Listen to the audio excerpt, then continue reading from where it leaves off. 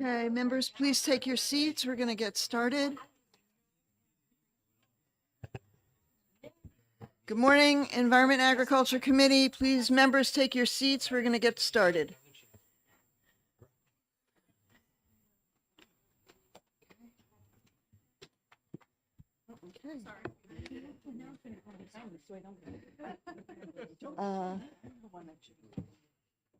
Okay, Representative Bixby, would you please lead us in the Pledge of Allegiance? Pledge allegiance to the flag of the United States of America and to the republic for which it stands, one nation, under God, indivisible, with liberty and justice for all. Thank you and good morning, everyone. I want to welcome three substitutes to our committee this morning. Representative Harry Bean sitting in for Matt Coulon, Representative Coulon. Representative Deb DeSimone sitting in for Representative Verville, and Representative Doug Thomas sitting in for Jake Brulard, Representative Brulard. I want to thank you very much for coming and joining us and volunteering your time. This morning we are going to be execing some bills, and let me get my papers together and get all together here. All right, so our first bill, I'm going to open up the exec session for HB 1316 relative to the co-ownership of dogs. And I would like to make the motion of ITL. Do I hear a second? Yeah, Megan Murray, Representative Murray, good morning. And I will speak to the motion of ITL for this bill.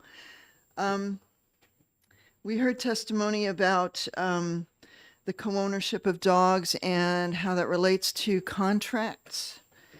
And I understand that the reason why this bill was brought forward was because of an issue in a town where some folks were setting up a doggy daycare, which they were then under the premise of saying that they would be, they have co-ownership of dogs, or that they would be watching somebody else's animals.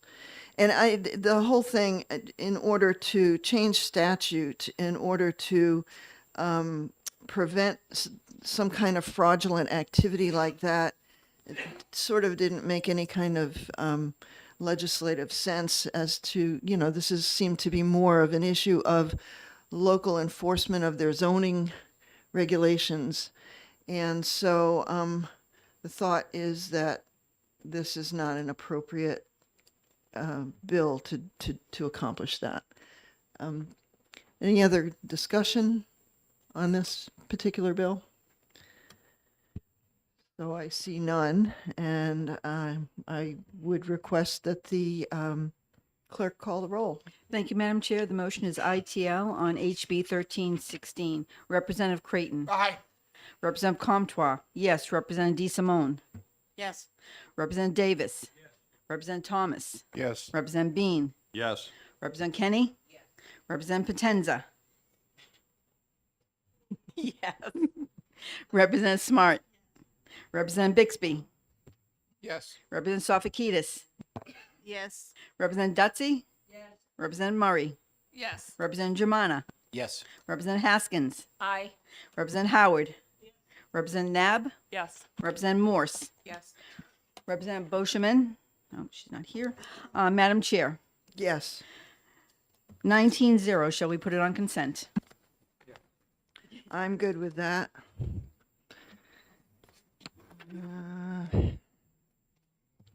Okay, so we can move along. So HB 1316, ITO. I'm sorry, what was the count on that? 19-0. 19-0. Okay. All right, I'm going to close out the exec on HB 1316 and open up the exec for HB 1173. Do I hear a motion? Madam Chair, I'd like to make a motion to ITL HB 1173. Okay, do I hear a second? Yes, I'll second that. Okay. May I speak to my- Yes, yeah, please speak to your motion. Thank you, Madam Chair. We already have laws on the books dealing with this issue. And we felt that the laws that we have on the books are sufficient at this time. Okay, are there any other, oh, I have it here. Any other discussion, Representative Bixby? Yeah, I think that one of the, we did get a letter from the constituent who the sponsor had been discussing this with about discussing a little bit more in depth some of the issues around why it wasn't working. And having looked at that letter and looked at the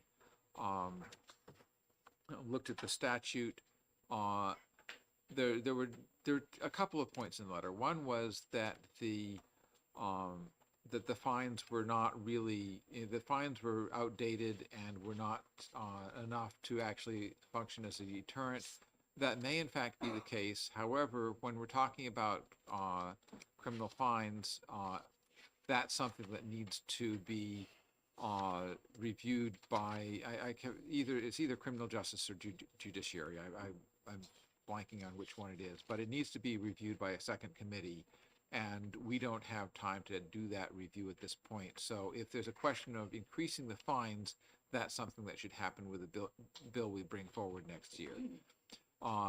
In terms of the statute being unclear, I did not see the statute as being unclear. It seemed very clear that there were different grades of offenses that uncontrolled dogs could commit, and that there were different ways of handling those, including bringing the case before a circuit court judge, who would then assess the situation with all of the relevant context.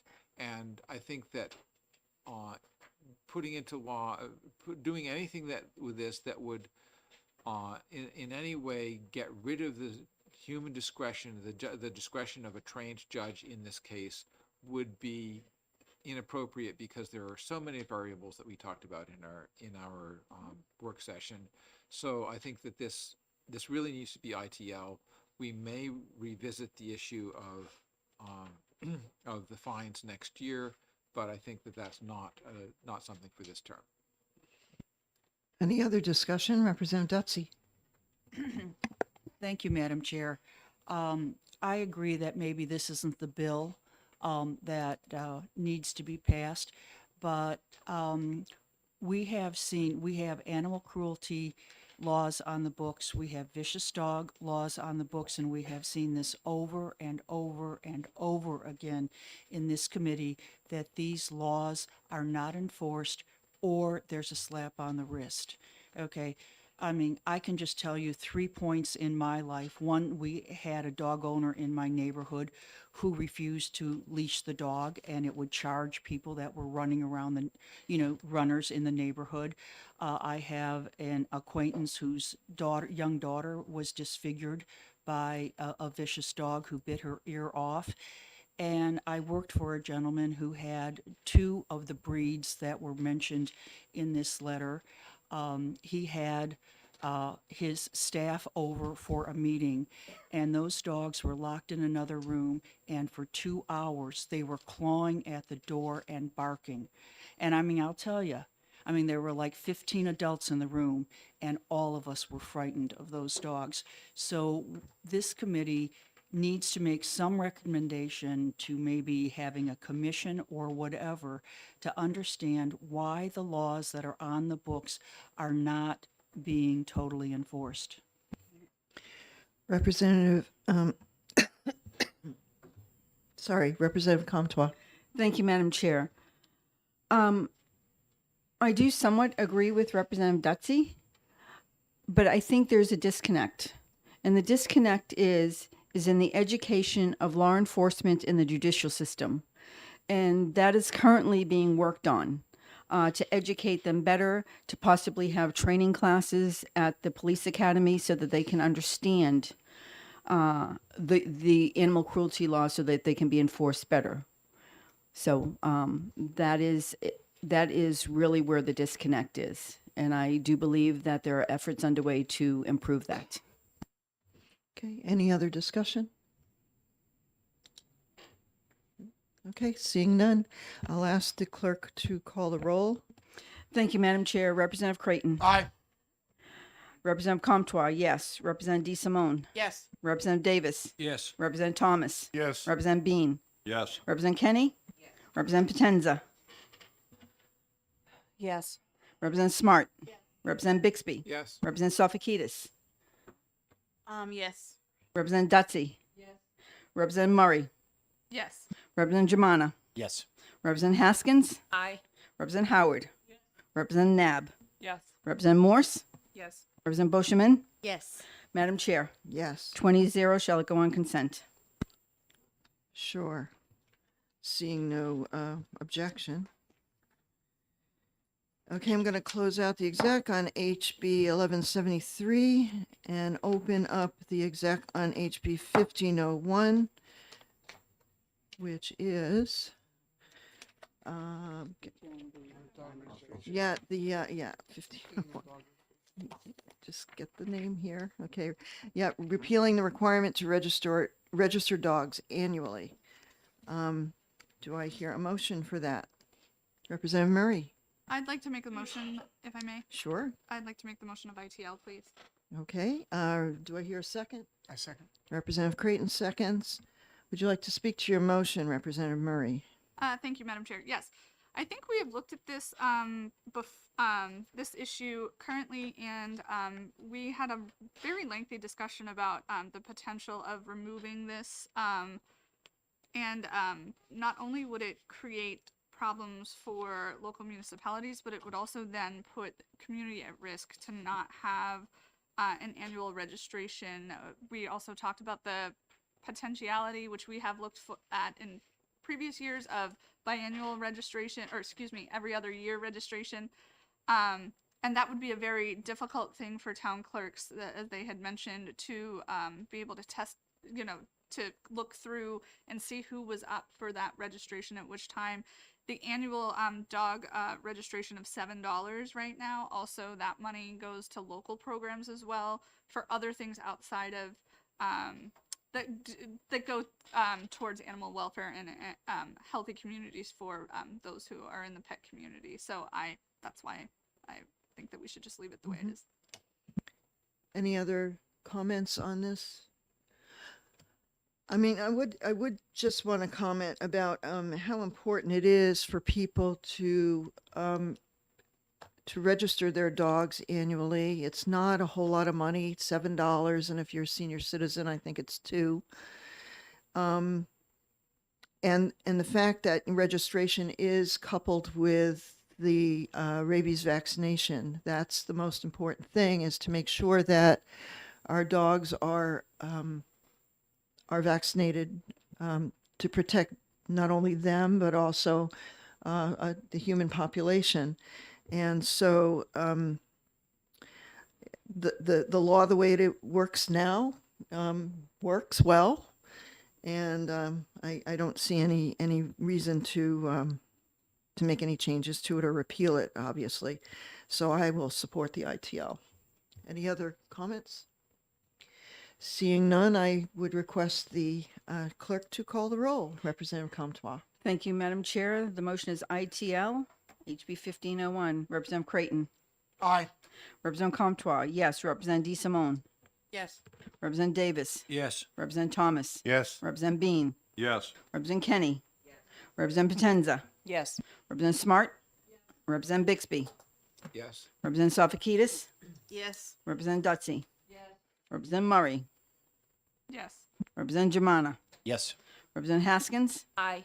Representative Howard. Representative Nab. Yes. Representative Morse. Yes. Representative Boschman. Yes. Madam Chair, Yes, 20-0 shall it go on consent. sure. Any objection? Okay, thank you. I'm going to close out the exec for HB 1501 and open up the exec for HB 1556 relative to exemptions from the rabies vaccine. Do I hear a motion, Representative Sofakaitis? I would make a motion to move 1556 FN as ITL. And do I hear a second? I'll second that. Representative Kenny seconds. Would you like to speak to your motion, Representative Sofakaitis? Yes, over the years, I think the last time we heard a bill for this was around 6 years ago, about the exemptions for the rabies vaccine. This program of vaccinating all dogs, the part that I have that I still had 6 years ago is that all animals receive the same dosage. And so there's a lot of research, but the research is not complete yet. So this program works remarkably well. We don't have any problems. And so it should stay the way it is. Any other questions or comments regarding this? I do want to make a comment regarding, and I did share the letter that I had sent to Dr. Crawford, asking him, is there a way, and should we or could we lift the protocols for, say, dogs that are older, that are ill, that are sick, that maybe the owners have trouble getting muzzles on them, putting when they have to go outside, and I'm sensitive to the issue that Representative Ammon's constituent had brought to us, about her old sick animal and having to deal with some of the rabies protocols. And his response was that local rabies control authorities already have the latitude to establish local standards. And in addition, when the animal is outdoors, it shall be muzzled in a manner approved by local rabies control authority. So, I think there is some latitude in the law that I guess if the constituent would talk to, the local animal control person, that there may be, a remedy for her. But in general, we're hesitant to make any kind of changes for protocol, especially for dogs that would be put outside in their backyard that's fenced, because we know animals can get loose, they can jump the fence, they can find a way out, and that might pose a high risk or, at least another risk for exposure to rabies, or not only for the animal, but, the animal could get in contact with a rabid raccoon or something. So I think that, any of these bills that come before us seeking exemptions or changes in the protocol, we have to be very sensitive and look at what different ramifications could occur because of it. Representative Bixby. Yeah, so one point that is sometimes brought up by people who think that rabies control restrictions should be reduced is that there is rabies already in the endemic in the wildlife of the state, and that we haven't had a problem with it. The reason we haven't had a problem with it is because we do have a strict rabies vaccination program, and it is, bats can carry it. A bat can get into your house and expose your dog without your knowing it. Dogs are curious. They could get into, if there's a dead raccoon because it's died of rabies, and they sort of start nuzzling that, they can get exposed.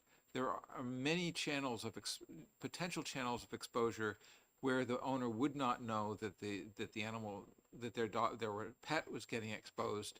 And we need to have as strict as possible a rabies vaccination program. And if there are exemptions granted for specific reasons, those dogs need to be overseen particularly closely. Any other comments? Representative Potenza. I'd just like to second a little bit of what you said, Chairwoman. Talking with someone that had concerns about this bill just because of the same thing, an older dog and all of that. I think that we always want to champion local control, and I think that many of these folks that work in whether the Department in Animal Control, they totally have a heart. And if that dog doesn't have the, skill set anymore to be jumping fences and all of that kind of stuff, I think that that can totally be handled on a local level where, exceptions can be made because, that dog is, it doesn't have the veracity anymore to be able to do those things. So I appreciate what you said, but I think that we need to keep this in place as well. And I think that this can be handled just based upon a community and having a heart for those situations specifically. Thank you. Any other questions or comments having to do with this bill? Okay. Anyone else? No? Okay. I then now request the clerk, Representative Comtois, to call the roll. Thank you, Madam Chair. The motion is ITL on HB 1556. Representative Creighton. Aye. Representative Comtois, yes. Representative DeSimone. Yes. Representative Davis. Yes. Representative Thomas. Yes. Representative Bean. Yes. Representative Kenny. Representative Potenza. Yes. Representative Smart. Representative Bixby. Yes. Representative Sofakidis. Yes. Representative Dutzy. Yes. Representative Murray. Yes. Representative Jamana. Yes. Representative Haskins. Aye. Representative Howard. Representative Nab. Yes. Representative Morse. Yes. Representative Boscheman. Yes. Madam Chair, Yes, 20-0, shall it go on consent? sure. Thank you. Seeing no objection, I'm going to close out HB 1556, and I will now open up the exec session for HB 1102 relative to the definition of animal cruelty. Do I hear a motion? Representative Bixby. I move ITL. I will second that. And Representative Bixby, would you please speak to your motion? So, we heard a lot of testimony, a lot of evidence, and what that testimony seemed to indicate was there is a problem, and that the problem that it's a problem where if breeders are not careful about what their procedures, they can end up breeding dogs that are congenitally going to suffer. And the question becomes, how do we deal with that? And is there a solution that the New Hampshire legislature can come up with that will deal with that effectively? The solution in the original bill would have created a new part of the criminal code that would have criminalized breeding animals and that had some sort of a painful deformity and or selling them. And there were two problems with that. One is that putting it into the criminal code where it was. The other is what the mechanism of enforcement would be. We had testimony from someone who has done animal cruelty investigations, which are fairly complicated affairs. She described the processes that would be necessary, and when she was asked if it would be possible to successfully do an investigation and prosecute this as it was laid out in the original bill, it would not be possible. The other issue with the original bill was the lack of clarity in the definition of what the problem was, and so the original bill was not just did not have what it took to be good legislation or to become good law.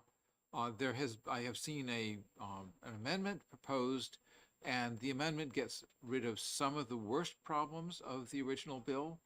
It does not make it a criminal act, it makes it a violation, but in terms of how that would get enforced, it's even harder to see how that would be enforced. And in terms of the definition of the problem, it would basically just criminalize 3 breeds. And I don't think we should be criminalizing breeds of dogs. I don't think that this is a problem that can be handled by a single state. There may be some way of, in the future, of requiring that dogs with genetic markers are dogs that might be prone to this are tested for genetic markers, and those dogs with those genetic markers might be somehow prevented from being bred. Doing that on a state level would be pretty much impossible. So I don't think that there is something for us to study here. So I think that this is something that we need to just ITL. Any other discussion? Representative Dutsey. Thank you, Madam Chair. I agree with most of what Representative Bixby has said, except for the last part regarding studying the issue further. I think we have a good amendment that has come forward that has drastically reduced the scope of the original bill. And I think this is definitely something that we should need to study further, especially if we have breeders who consistently push the boundaries in order to have animals that can better compete in some of the dog shows that are around the country and I think in our state. So I will not be supporting ITL. I would like to see a motion of interim study so that we can reduce those breeders who may have more of a financial incentive to breed these dogs that suffer rather than the compassion that we know most of the breeders have for the breeds that they breed. Thank you. Representative Haskins. Thank you, Madam Chair. I'm going to agree with Representative Dutsey. I think the testimony was just too compelling to me to ITL this bill. I think there are things that we could do to advance those arguments further. And I agree with Representative Bixby that it may need federal action, but we can't affect that at the moment. But what we can affect is what we do here in New Hampshire. So I will vote against the ITL in favor of interim study. Representative Murray. Thank you, Madam Chair. I thought that the bill highlighted a lot of very important considerations. I learned a lot, like you had mentioned. One of the things that I do think was compelling for me to hear in support of the ITL was testimony around the AMA, VMA, the American Veterinary Medical Association, and creating a national position on direction to potentially breeders, breed clubs, organizations on the direction that they felt needed to go for a multitude of congenital or bred for conditions that were either desired traits or otherwise. And I think that to what Representative Bixby spoke to, we heard hours and hours and hours worth of testimony, and I would like to see there being a more a larger national sort of response to this, because this isn't just one area. We see animals coming from all across the country in some circumstances. This is just not also just a New Hampshire breed issue. Thank you. Representative Germana, and then Representative Creighton. Thank you, Madam Chair. So I was definitely inclined to support ITL until having looked at the proposed amendment. I think offers some good tightening of the original bill and addresses some of the concerns that I really had. And I am, in the end, really concerned from some of the testimony we heard. We're talking about the 4 most popular breeds of dogs here, and where there is that type of demand for these breeds precisely because of the aesthetic. What I am really concerned is, we talk about scrupulous breeders, or we talk about the people who are doing it the right way, right? And God bless them, and we understand that they're doing it the right way. But when there is such an economic incentive for people to breed these dogs with extreme features, that is a concern for me. That's a powerful economic incentive. And I was really also compelled by the testimony we had from the vet who came out. I think it was from Rhode Island, right here, or Massachusetts. He was an out-of-state vet. But also from discussions with my vet in Keene when I talked about this. She had some concerns that I think the amendment addresses. She supported the idea behind it, but was concerned about some of the things that, as I said, I think the amendment gets to well. So I also think that there is a good reason to continue to study this and to see if there is a way forward. So I would prefer interim study to ITL. Thank you. Representative Creighton. Thank you, Madam Chair. Yeah, my personal vet, who happens to be my daughter, explained that when she does these surgeries, they're pretty horrific, and that she is definitely opposed to the breeding of dogs that tend to have these conditions.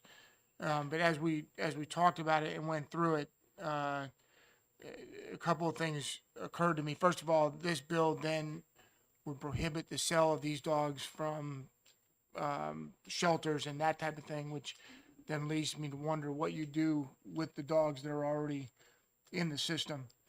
And then the second thing was that I'm just not sure that the breeders. Let me rephrase it. I'm convinced that the breeders and the AKC and other organizations are much more attuned to this, just based on the volume of emails and the volume of attention that we got on this. And so I think we have pushed the ball pretty far forward into their court, and they've signed up to do it. And I think that's where we should leave it, is in their hands. Over. Okay. Any other comment? Representative Sofakaitis. I also would support interim study. Mom, when you're saying that you would like a federal response to this, I think there's a way for New Hampshire to be a trendsetter, to give direction and feedback to our delegation so that they could start to do this. I know that Representative Custer has done a lot of work on the Agriculture Committee down there, and I just think that we could take a leadership role in this. Even my dogs, Newfoundland dogs, are, because of the ratio of what they say these brachycephalic dogs are, if you extrapolate it out, Newfoundland dogs, St. Bernard dogs, those dogs that drool a lot, those are also these brachycephalic dogs. And so I think that if we make a model, we can get together and discuss it and get a model legislation for the rest of the nation. I support interim study. Thank you. Representative Germana. Thank you, Madam Chair. I had remembered something. Representative Creighton and Representative Sofakidis jogged my memory of something else that I had wanted to say that addresses some of the things that they also referred to. I hear what Representative Creighton is saying about the breeders. My concern, and again, it goes back to the testimony that's provided by the vet, is that some of these breeding standards are the problem. He referred to the use of extreme, right, and other language that is really, really disconcerting.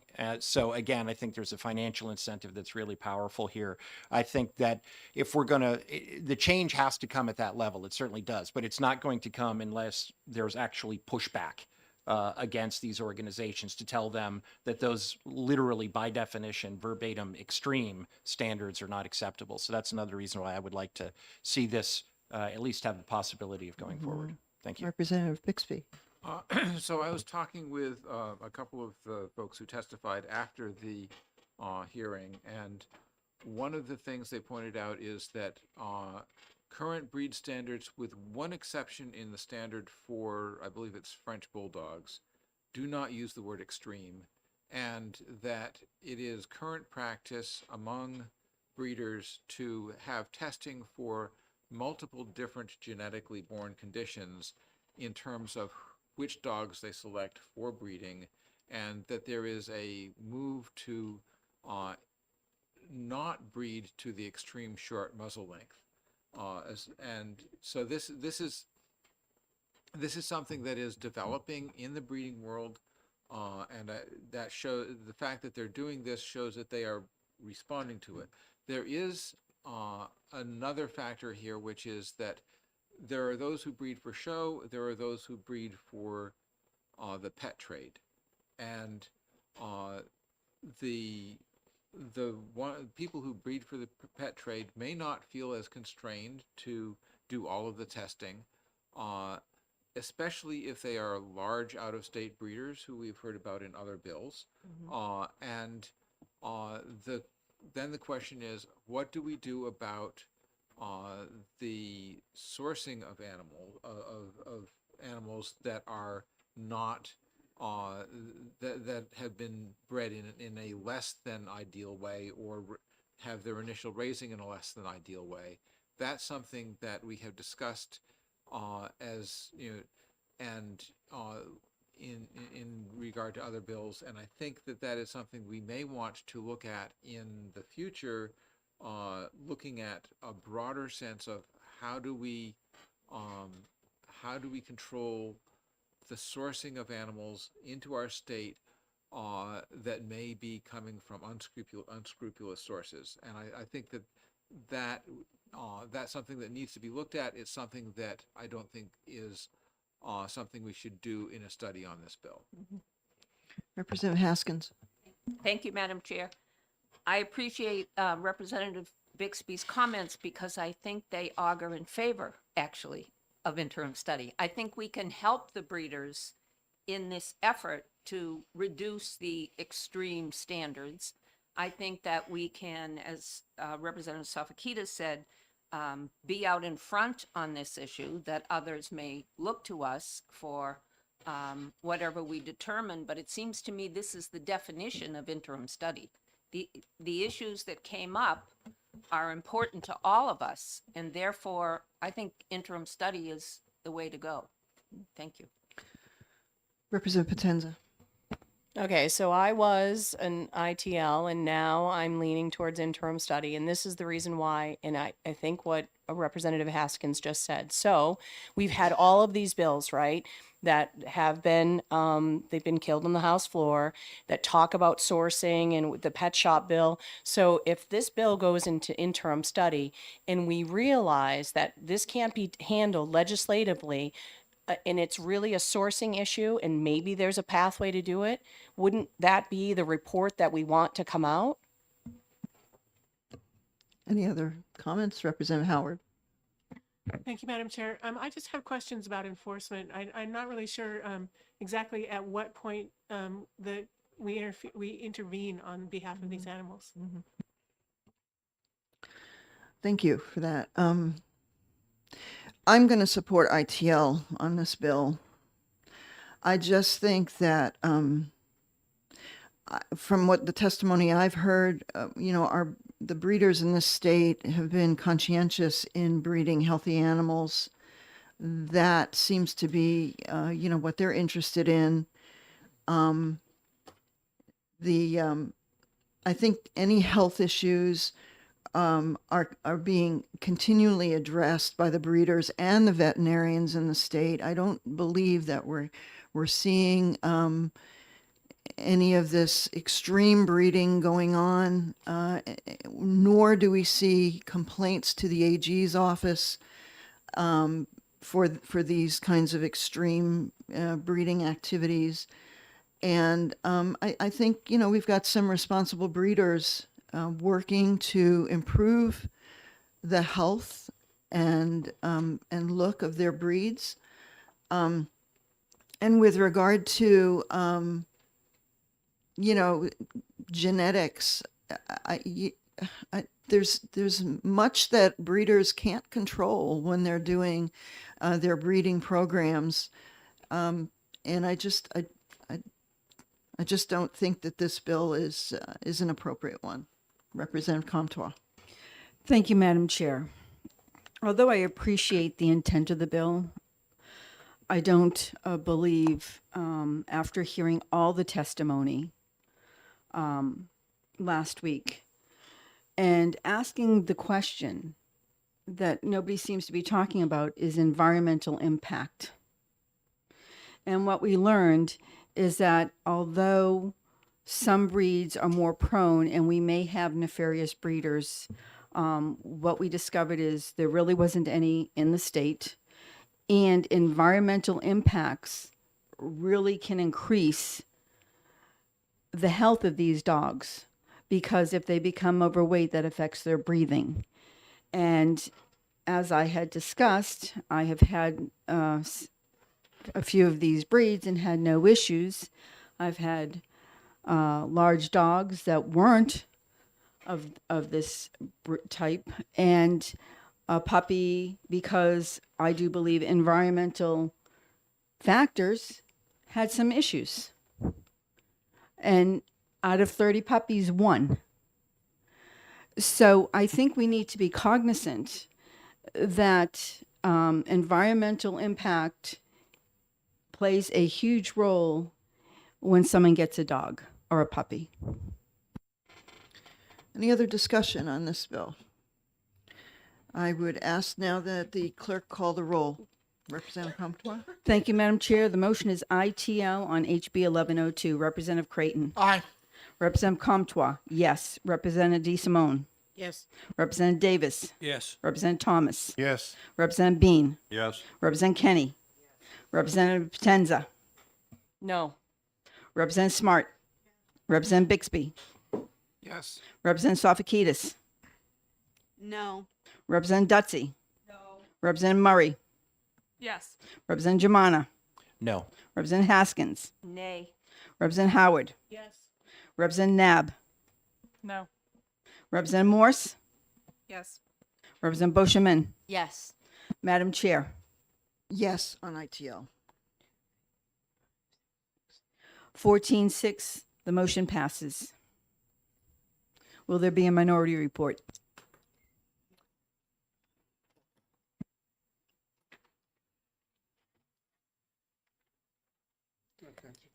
Okay, yeah.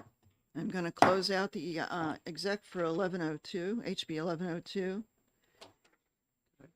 And I will now open the exec for HB 1221. Do I hear a motion? Representative Comtois. Thank you, Madam Chair. I would move interim study. Do I hear a second? Interim study. Representative Creighton. Would you like to speak to your motion, please? Representative Comtois. Thank you, Madam Chair. Yes. I believe that we heard discussion on this, and I know that my colleague has an amendment, which I also appreciate, but we still don't know, we haven't had testimony on that and what the impacts of that would be. And I think with the passage of the moratorium for landfills, that, and because with the moratorium, we could really take a dive into this, because this would exclude existing landfills. This bill excludes existing landfills, and no landfill can be sited until July 1, 2028, which would give us time to really delve in and see what the regional impact is, what radius it really should be with some study, and bring forth a bill in the fall that we've really delved into. Representative Creighton? Thank you, Madam Chair. I agree with Representative Comtois in the questioning 10 miles versus 20 miles and the impact of that. I think 10 miles is better than 20 miles, but is it the right one? I don't know. But the other thing, and if you look at the bill, and this is what I don't understand under line 20 on page number 1, it says, and you got, excuse me a second, I had my eyes dilated this morning, so I'm focusing here. Says the local land use board shall, at the same time, submit an initial set of plans to the regional planning commission, the cost of which is borne by the applicant. And so what I don't understand is that this bill then requires the local board to submit a plan. I don't know what that plan is. I don't know who it's submitted to. I don't know what it's based on. And that plan that they create then goes back to the waste facility company to pay for that plan, which it just, that confuses me. I don't understand, and I may be missing something, but I think an interim study would help clear some of these requirements up, because now Waste Management comes in and says, hey, I want to put this facility in. Oh, by the way, town, you have to create a plan for it, and I have to pay for that plan that you create. So I don't know if I'm misreading that, but I don't know, to me, it's written in English. Representative Bixby? Madam Chair, I believe that Representative Creighton is discussing the amendment, and I'm not sure that we all have copies of that. I have them. Sure. Can you Okay, pass that fine. pass that out, Fair please? enough, thank you.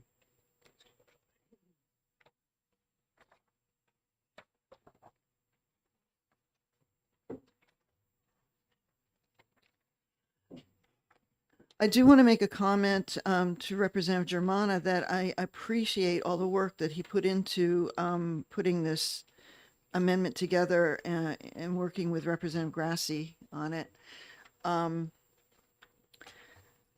do also have a concern regarding this particular bill as it relates to regional impact. I received an email this morning from a constituent of mine in Ackworth.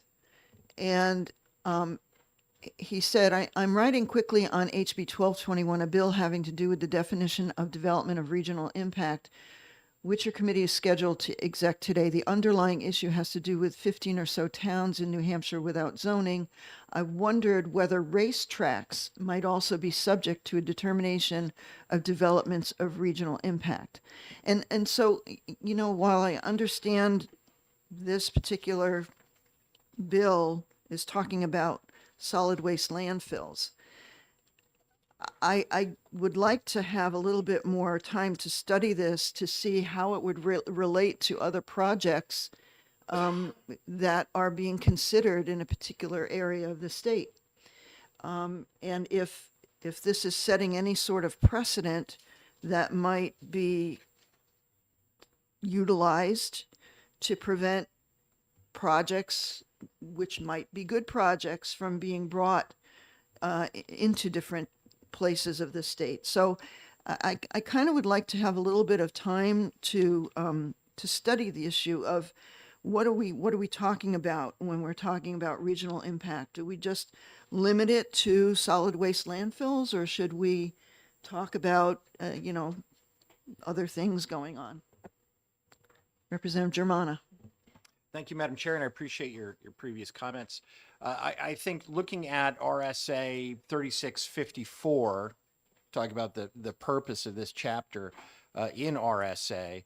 The purpose of the subdivision is to provide timely notice to potentially affected municipalities concerning proposed developments which are likely to have impacts beyond the boundaries of a single municipality. And looking at the rest of the chapter here, in my mind, this is exactly what this statute exists to do. We're adding landfills in among other kinds of projects in the state that by definition have a regional impact. We have, as the chairwoman pointed out, we have made some changes in the amendment that we've circulated here that brings it down to 10 miles. 10 miles and if possible, perhaps Representative Grassi could speak to this.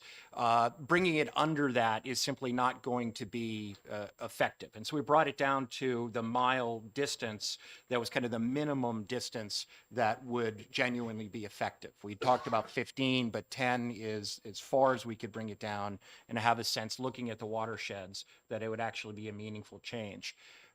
Representative Grassi also worked with Mr. Deers at DES to make sure that we had the right watershed map, so that we are using the data and the map that DES would be using as they were looking at these watersheds. So as I said, I believe that this fits squarely into the chapter as it currently exists.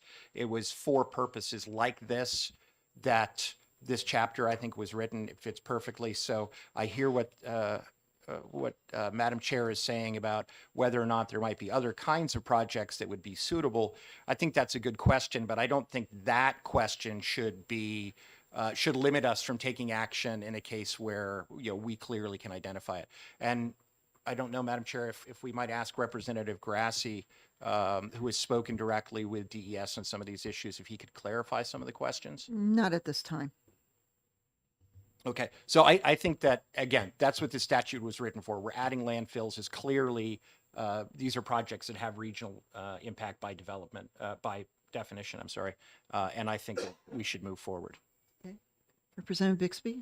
Yeah, so the question of whether mission creep is possible and whether this would encourage it, any other facility or type of development that someone was concerned about could be proposed as a bill, whether or not we pass this.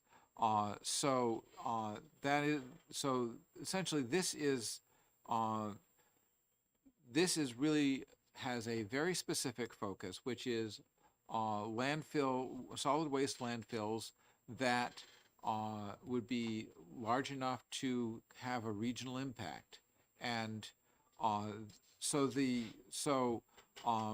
think that this bill is very, very clearly targeted.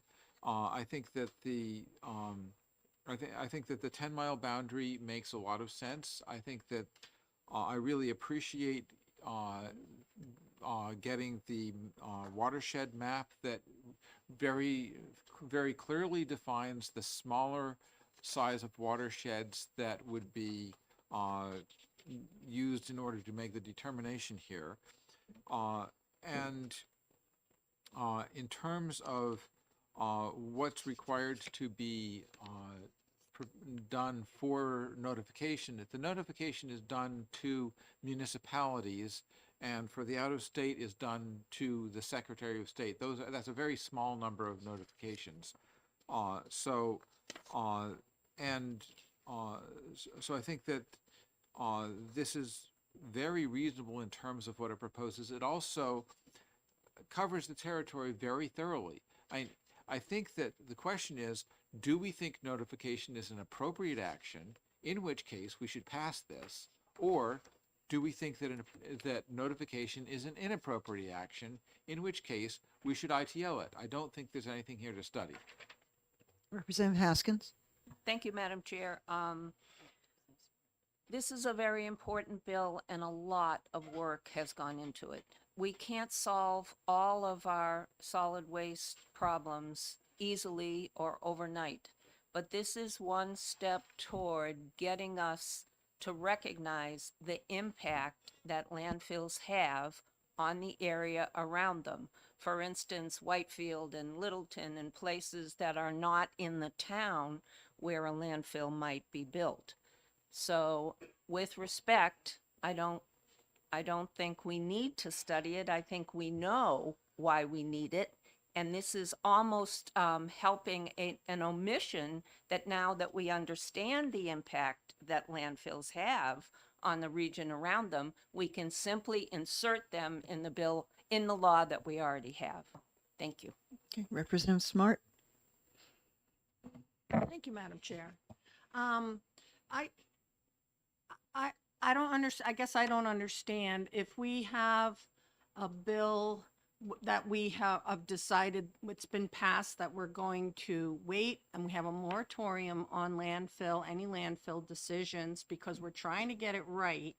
Why would we pass something that has something to do with landfill now when we haven't got all the information to get everything right? We have a portion of information. So why can't this go into the landfill bill when we finally come up with one?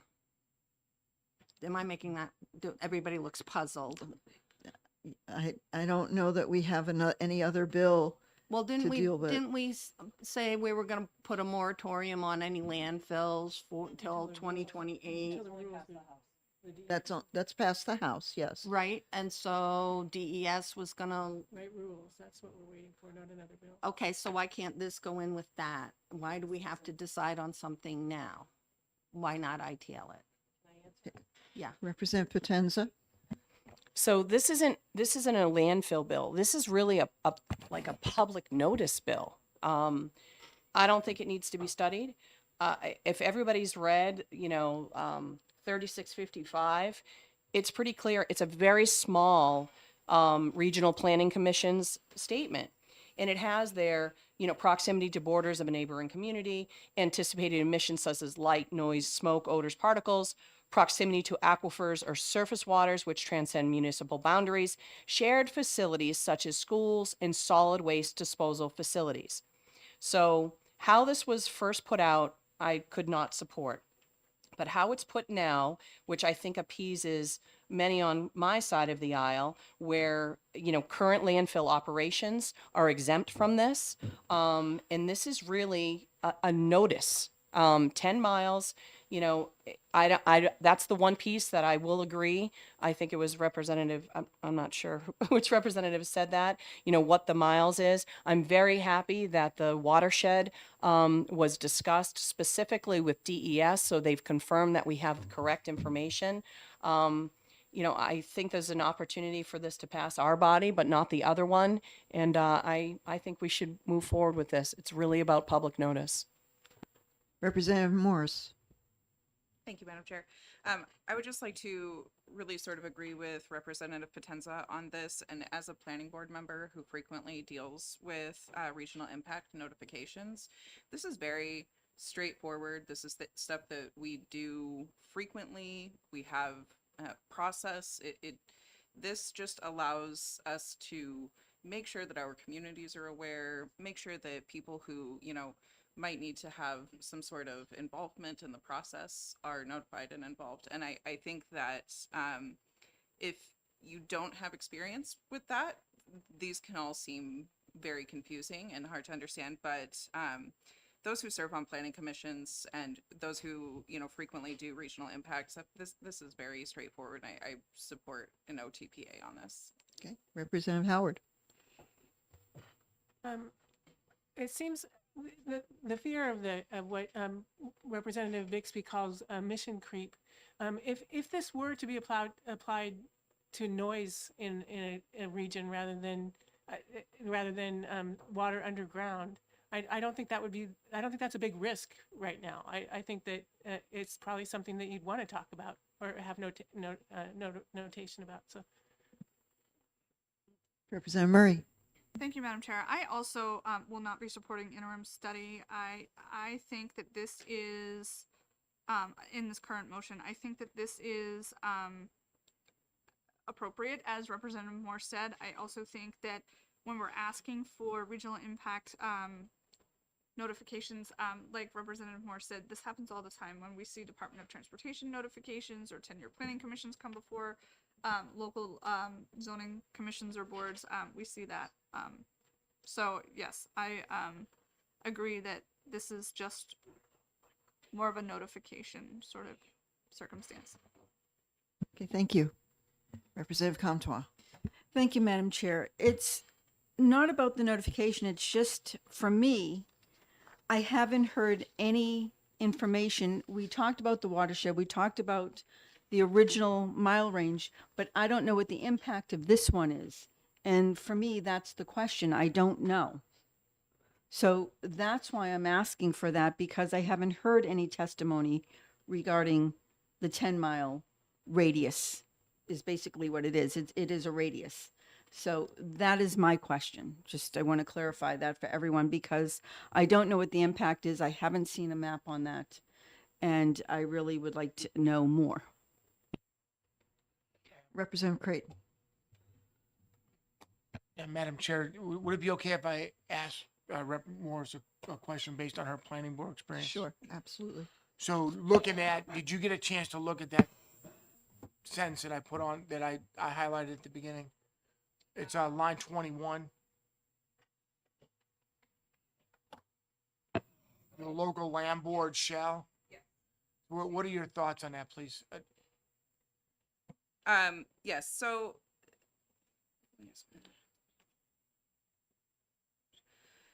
so basically, this is a fairly straightforward way that this normally goes through.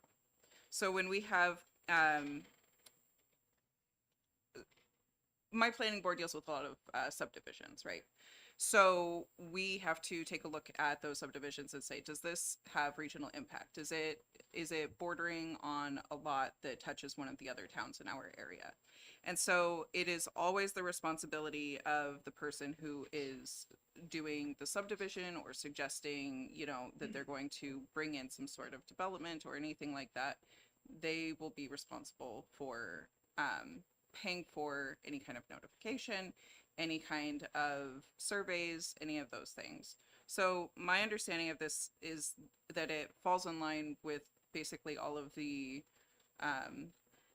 notifications, regional impact, everything that I'm involved with on my planning board. I'm also in close contact with our regional Lake Sunapee, Upper Valley Regional Planning Commission, whatever it is. And it all pretty much functions the same way because of the RSAs that already exist that have been cited in this amendment. So it doesn't, in my opinion, cause any confusion to the people who are going to be doing the work, as well as, you know, when we're talking about setbacks and those things, to sort of go back to Representative Comtois' question, it's really just saying, within this amount of space, could there be an impact to this community's resources in whatever way, whether it's, you know, a watershed or a lake or any of these other things. These are just things that as the planning board, we sit through, we look at all of these different things, we ask questions, and then we vote to decide, is this something that we need to address as regional impact? And this just gives a little bit more guidance for those boards and committees to be able to say, okay, this does require that we notify someone. Quick follow-up. Sure, quick follow-up, and then I have a question for Representative Germana. And so, okay, just to be clear then, so when it says that it directs the planning board to come up with a plan, which is additional work, but you normally expect that to happen? Absolutely. Okay. Yeah, All right. we're all completely prepared to take on any additional work that requires any planning. We have resources and people that we normally work with to address any of those concerns. Okay, thank you. Sure. So I have a question for Representative Germana insofar as we are sticking in this paragraph or section 3 into RSA 36:56, which is review of developments of regional impact.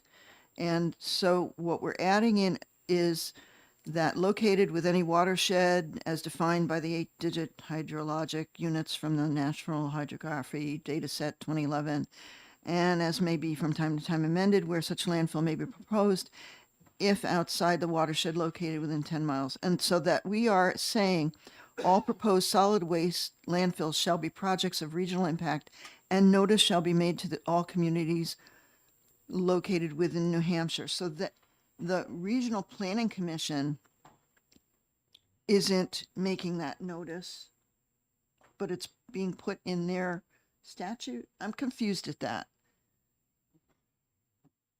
Who's the notification? I thought was coming from the landfill people.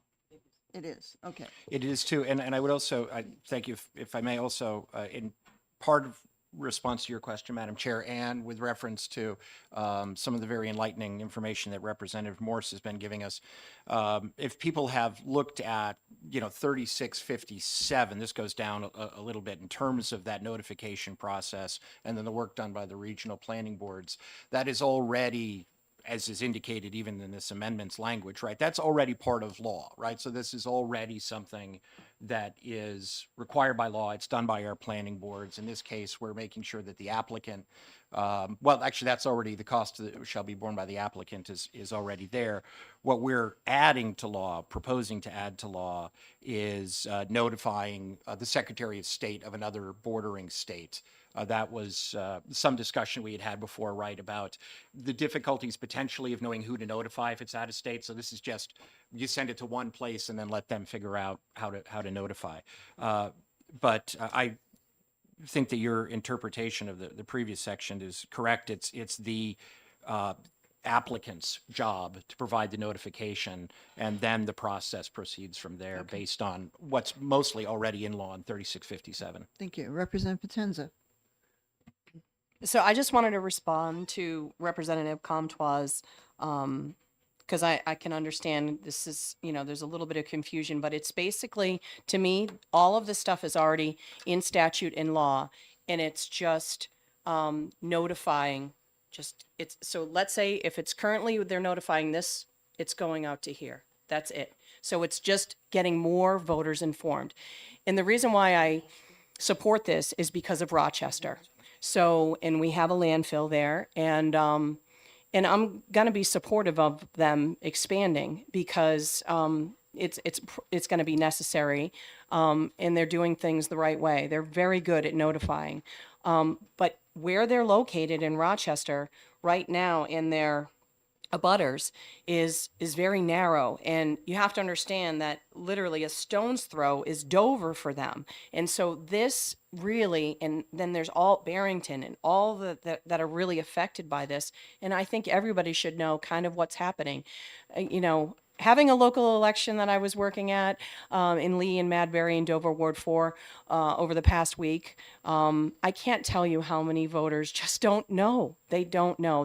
It's really hard. And just to notice in the paper is hard. So I think sending out, direct letters to people's homes, I don't think it's much to ask. I like this bill.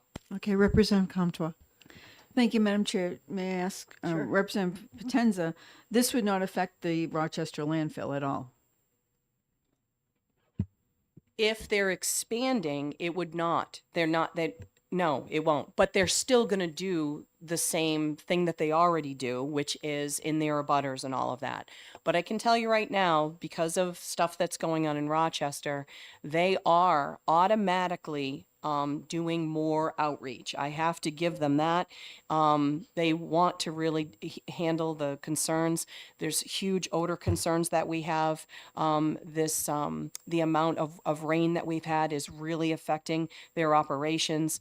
They've done a phenomenal job. So yes, it doesn't affect them because they wouldn't have to, they would be grandfathered in a sense. All right, one more, Representative Murray, and then we should call the vote. I think to that point, I think that with respect to the amendment that was proposed, I want to make sure that we're, to Representative Potenza's point, we are not. This is a service that is provided to our community to deal with the trash that our communities create, right? And so in doing so, when we have to then think about impacts in our communities, just like many other types of things that are regional in nature, a landfill is regional. And so I think this makes pragmatic sense to move forward in that way. All right. So I guess I'll have Representative Comtois call the roll on the motion of interim study. Thank you, Madam Chair. Representative Creighton. Aye. Representative Comtois, yes. Representative DeSimone. Yes. Representative Davis. Yes. Representative Thomas. Yes. Representative Bean. Yes. Representative Kenny. Representative Potenza. No. Representative Smart. Representative Bixby. No. Representative Sofakidis. No. Representative Dutsey. No. Representative Murray. No. Representative Germana. No. Representative Haskins. Nay. Representative Howard. No. Representative Nab. No. Representative Morse? No. Representative Beauchemin? No. Madam Chair? Yes. 9/11 motion fails. Okay, do I hear any other motion? Representative Germana. Thank you, Madam Chair. I can move the amendment first, right? Before the amendment. Adopt. Can move the amendment now? Adoption. Adopt the amendment. Thank you. I move to adopt amendment 2024-1027H. Do I hear a second? Representative Nab? I'll second the motion. Okay, Representative Germana, do I hear, would you speak to your motion, please? Yes, thank you, Madam Chair. I think most of, we've talked about this amendment already in our discussion, previous discussion. We really tried to take in questions and concerns that came up from members on both sides in our previous discussion, and went back to DES and did things like making sure we had the right watershed. I understand the 10 miles, for some folks, there's a question about what that is. Our sense was that anything less than that is simply not going to be sufficient. And here we are talking about just informing communities within that range of these potential projects.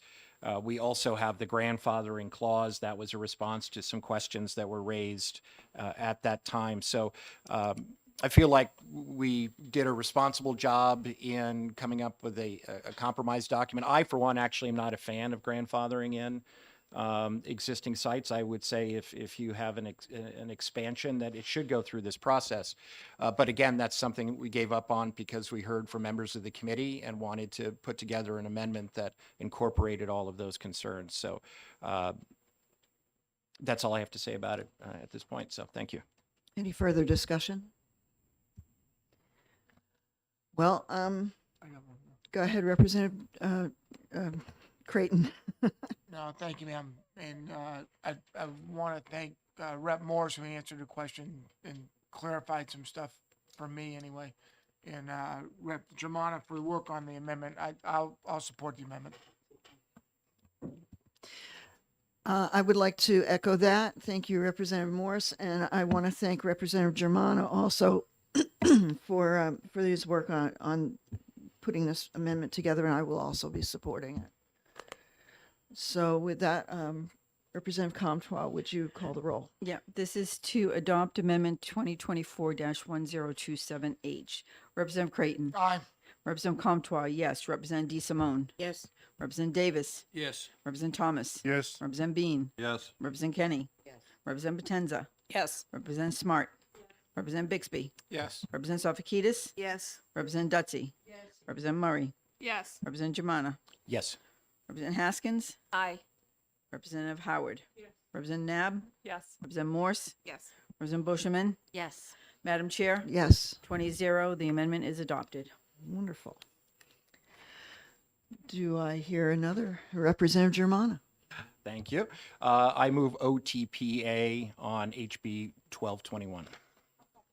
Representative Murray seconds. Would you like to speak to your motion? No, thank you, Madam Chair. I think it's all been said. Okay. Then I would direct the clerk to call the roll. The motion is OTPA. Representative Creighton. Aye. Representative Comtois, yes. Representative DeSimone. Yes. Representative Davis. Yes. Representative Thomas. Yes. Representative Bean. Yes. Representative Kenny. Representative Potenza. Yes. Representative Smart. Representative Bixby. Yes. Representative Sofakidis. Yes. Representative Dutsy. Yes. Representative Murray. Yes. Representative Germana. Yes. Representative Haskins. Aye. Representative Howard. Representative Nab. Yes. Representative Morse. Yes.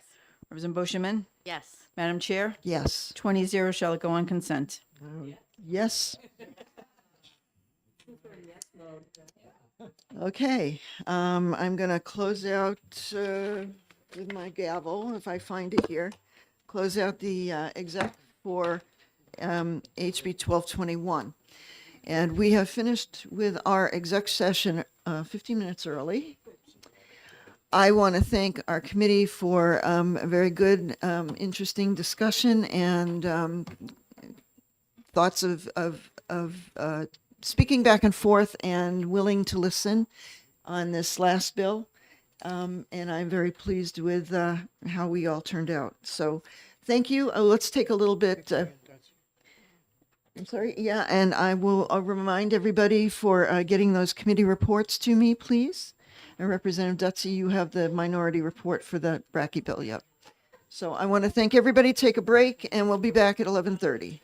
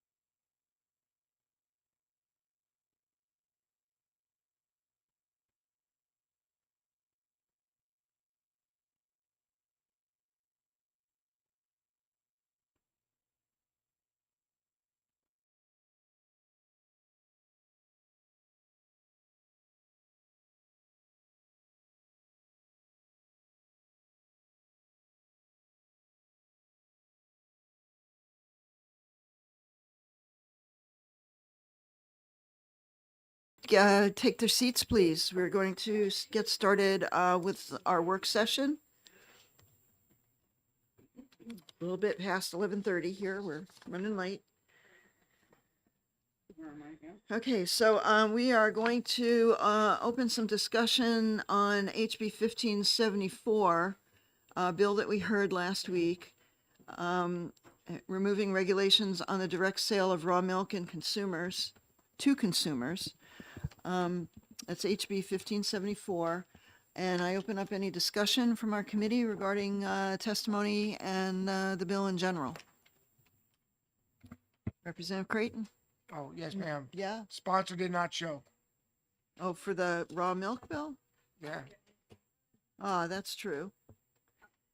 And the Farm Bureau was against it, and DHSS was against it. And so that, to me, was sort of compelling. Yep. Representative Dutsey? Yes, I mean, we just had a bill similar to this, I believe it was last session, and we had talked about, I think we had raised it at that point to 20 gallons. I'm not sure, perhaps one of the other representatives has a better recall than I do, but I would be adverse to making another change to this. Representative Comtois, did you? I thought, okay. Yeah, I think, we've kind of discussed raw milk to death the past 2 years, 3 years, 4 years. And I think that the changes that we made to statute at the time were reasonable, workable. We're still seeing the results of that. And I think I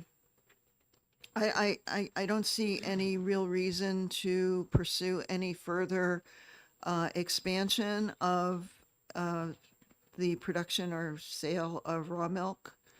And so I would be ITL on this bill. Representative Bixby? So, at the hearing, last week, we were on the verge of saying, should we exec this right now, ITL? And I said, no, because we have a couple of people on the committee who might want to voice some other opinion. But those people are not here today, so I think that, we know what to do with this bill. Okay. Representative Comtois? Thank you, Madam Chair. The prime sponsor apologizes for not being here. He did reach out to me. And he understands that the bill as written is a no-go. I explained to him, especially in regards to the ice cream, that container size is there for a very specific reason. And it's extremely important that we keep that size in statute. But he did ask if we could make a modest increase to the gallons of, say, like an increase from 20 gallons to 25 gallons. So I'm just going to put that out there for the committee. Okay. Any other comments on this? All right, well, I guess we will be executing this bill next week, along with several others. And I guess we'll move on to discussions on HB 1504 relative to architectural paint recycling. And I will give the floor to Representative Murray, who will update us on what her subcommittee has been working on and any other comments she has on this bill. Thank you, Madam Chair. Since the last we met, you had just asked for an update on some things, and so this is an opportunity for the full committee to also work on this together. I've given you a copy of potential thoughts and language around the structure of the bill. We had heard from the department at last week sometime. Oh, I'm sorry. Did you? No. Oh, sorry. About some concerns that they had around paint being classified when you're at the regular big box retailer as hazardous waste, and the potential of when it would be returned to either a collection site, whether it's a political subdivision like a transfer station or some other municipally run collection site. It would be still considered hazardous waste, so there was some conversation about making sure that there was a provision for what is called universal waste. And that is something that I did include in sort of my thoughts in the sort of drafting of the document, and I apologize for there not being page numbers, but that is on page. We're double-sided here. 1, 2, 3, 4, 5, 6. It would be 7. So the last page of the stapled paperwork. There's a rulemaking procedure, and the department may adopt rules or procedures to implement the requirements of the subdivision or chapter. Universal waste designation for post-consumer paints. And that would just have a clear, defined role for how the paint is considered. One of the things that it would also require in this sort of chapter of universal waste is that they are clearly labeled. I very boldly highlighted for our subcommittee's consideration today a statement that says under subparagraph C that containers holding post-consumer paint that is regulated as universal waste shall be clearly labeled as universal waste paint, used paint, or waste paints. And that is something that I think the department had just briefly touched on, but I don't know, are they available to come up and provide conversation during this subcommittee? During a work session, yeah, they would be. Okay. They'd be happy to have them comment on it. And that was just, that was just the one thing that Sure. I wanted you to explain a little bit more about your desires for universal waste. I want to remind everyone, please, to, when you're speaking, to make sure your microphone is on. I've had an email from someone saying that they are listening in, and we are not always putting our microphones on. So just that. Go right ahead. And Hi, Todd Piskovitz with the New Hampshire Department of Environmental Services. I'm with the Hazardous Waste Management Bureau. And I did have concerns. Oil-based paint in New Hampshire is classified as hazardous waste. Solvent-based paints also are classified as hazardous waste. When a homeowner has these things, household hazardous waste is exempt from that. However, as soon as it's collected by another entity, it then becomes hazardous waste and has to be handled as such. Other states have designated oil-based paints as universal waste, which is something we have the ability to do in New Hampshire. Universal waste is still a type of hazardous waste, but there are far less strict requirements on how it's managed. And an entity that only collects universal waste would not necessarily be a hazardous waste generator.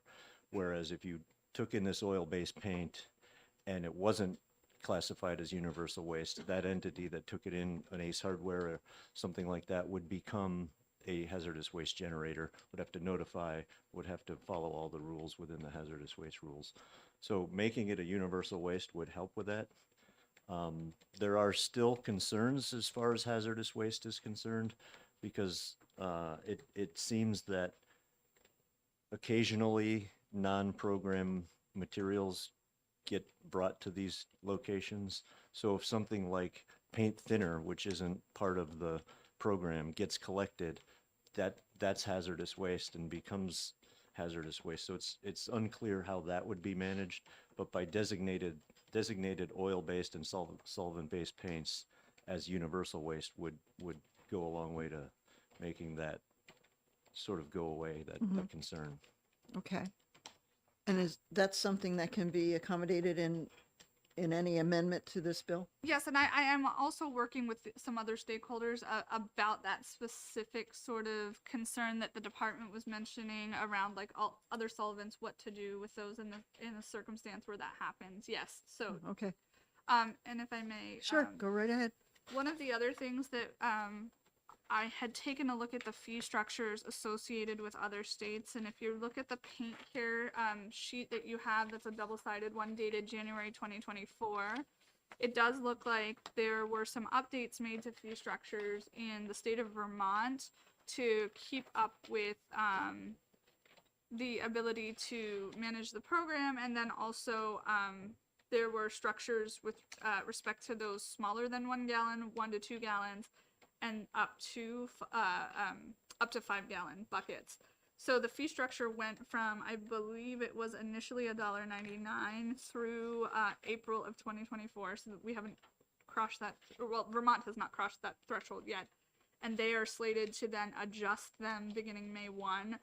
to $2.45 and $1.35 for 1 to 2 gallons and 65 cents for less than 1 gallon of paint. So one of the other things, and being careful that we were not putting an undue burden on the department, was to ensure that there was the potential to have a portion of the fees go to the department. And so on the very last page on the rear side, I had 15 to 30 cents of each fee going to the department for ongoing review, oversight, management of the program on an annual basis. I don't know if that's the right number yet. That is just something that I had started off looking at, sort of if we had collected 100,000 gallons of paint within the state annually based on sort of the averages of the data we saw previously among similarly sized states like Rhode Island, Vermont, Maine. If, you know, what that number looked like. So I want to be more careful in thinking about, you know, that, what is it, 25 cents? Is it 50 cents? What is that number that would be appropriate? Do we know if other states use a portion of their fee for the similar support of their environmental services division that deals with it? I don't know. That's a great question. I can certainly look at that. I think Representative Dutsey. And then, yeah. Yeah, I can't answer that directly, but it was my understanding that the way Paint Care works is that they handle all of the fees in the process, and that any work that is to be done by DES oversight, reviewing plans, that they actually pay the department for the services that they provide. So that was my understanding when I was more involved in this, you know, just a couple of months ago. So I think that's one thing we might want to check out. Okay, so walk me through the process of how this works. Oh, okay, I'm sorry.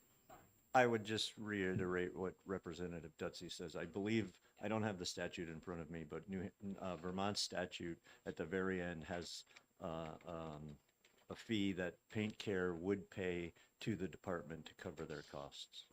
Okay.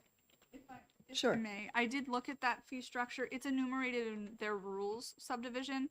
It's not in statute from my understanding. So I have to, and let me double check, because I was looking at both Maine and Vermont, and I think it was enumerated in rules. But It may be, but I Okay. spoke with Vermont and I don't think they made rules. I think they just stuck with the statute. But like I said, I don't have the statute in Okay. front of me, so. Okay, yeah, so walk me through what happens. Somebody goes into a paint store and buys some paint, and so when they check out, whether this is what we were talking about, Representative Dutsey and I were debating whether or not the fee is already baked in, if you will, to the actual cost of the paint. And in some circumstances, that's the case. And there are other states who had an added user fee at the end at the check stand. So, like, for example, in places where you buy milk and you have a glass container deposit that is charged, those types of fees are there as well. So there were two models that have that, but most of the Paint Care models have it already sort of in the back end of the program, like worked into the structure, and that is then withheld. okay, Representative Comtois? Thank you, Madam Chair, and thank you, Representative Murray, for working on this. So how will this affect retailers regarding paperwork and getting the monies to where they need to go? So is this like another step, like, we have rooms and meals tax, right? So you have to separate that out and you have to file a report. What kind of added paperwork would this add on to businesses? Just, I guess, my question. I think that's exactly why Paint Care manages and oversees it. That information then goes through Paint Care's program, and Paint Care then distributes that information and data in conjunction with the department, and that's why that fee for the department to then look at those things. There's a whole bunch of antitrust sort of conversations in here as well, because there is monies being collected. There has to be a requirement in here to make sure that there's a third-party verifier of the program, to look at that fee structure when you're dealing with money. That is listed inside of what I'm proposing. Representative Dutsey. Yes, I think the way, I mean, it's all automated. So for example, I mean, every time you go to the store and they scan what you're buying, I mean, all that gets computed and it gets into a report. So, I mean, I would assume that the retailers, maybe on a monthly basis, would generate a report to Paint Care saying we sold 100 gallons of XYZ, 20 pints of XYZ. And then based on that and based on what the fees are, it's just calculated out. So, I mean, I think it's already part of their inventory control systems that are automated. So then on the other end, when you're finished with your painting project and you have half a gallon of paint left over, you bring it back to the retailer you purchased it from? Is that what I'm hearing? You can do that, or there can be collection sites established at places like transfer stations. So there could be an either or. Okay. So then you go and you drop off your paint, but you're not getting any money back for it at all. Nothing. You're just disposing of it there instead of throwing it in your own trash with the kitty litter or whatever. And so then the retailer then works it out with Paint Cares to quote unquote recycle the paint.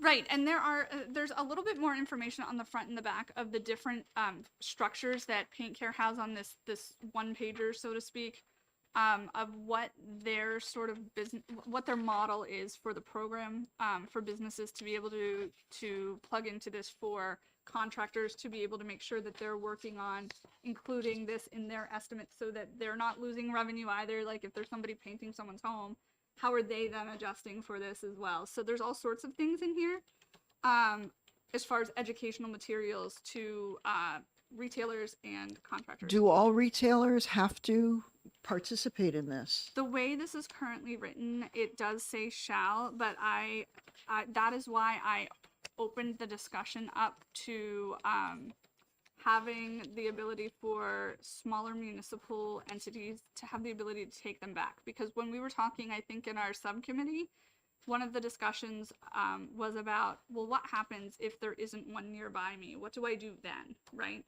And so how do we empower our local municipalities to say, okay, I'm willing to take this on? I think we had Sarah speak to that in her community, and I think it could be replicated elsewhere as well. I don't know, Sarah, do you have any thoughts, or do you want additional?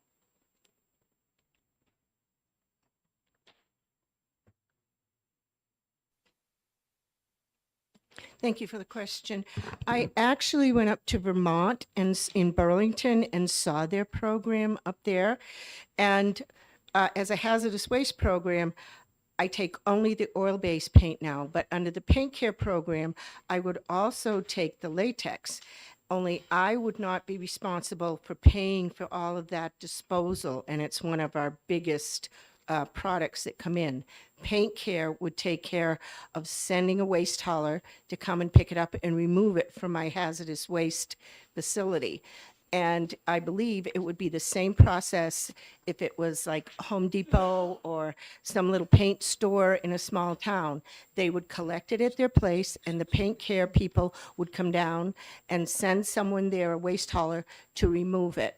And this would be possible if for them, the little retailer, to take the oil-based paint as well as latex if it was a universal waste like some mercury objects and antifreeze, and I'm sure Yes can explain that better than I. Representative Creighton. Yes, ma'am. And to whoever can answer this question, I don't know, does this include polyurethane, varnish, shellac, or is it just oil-based? Come on up.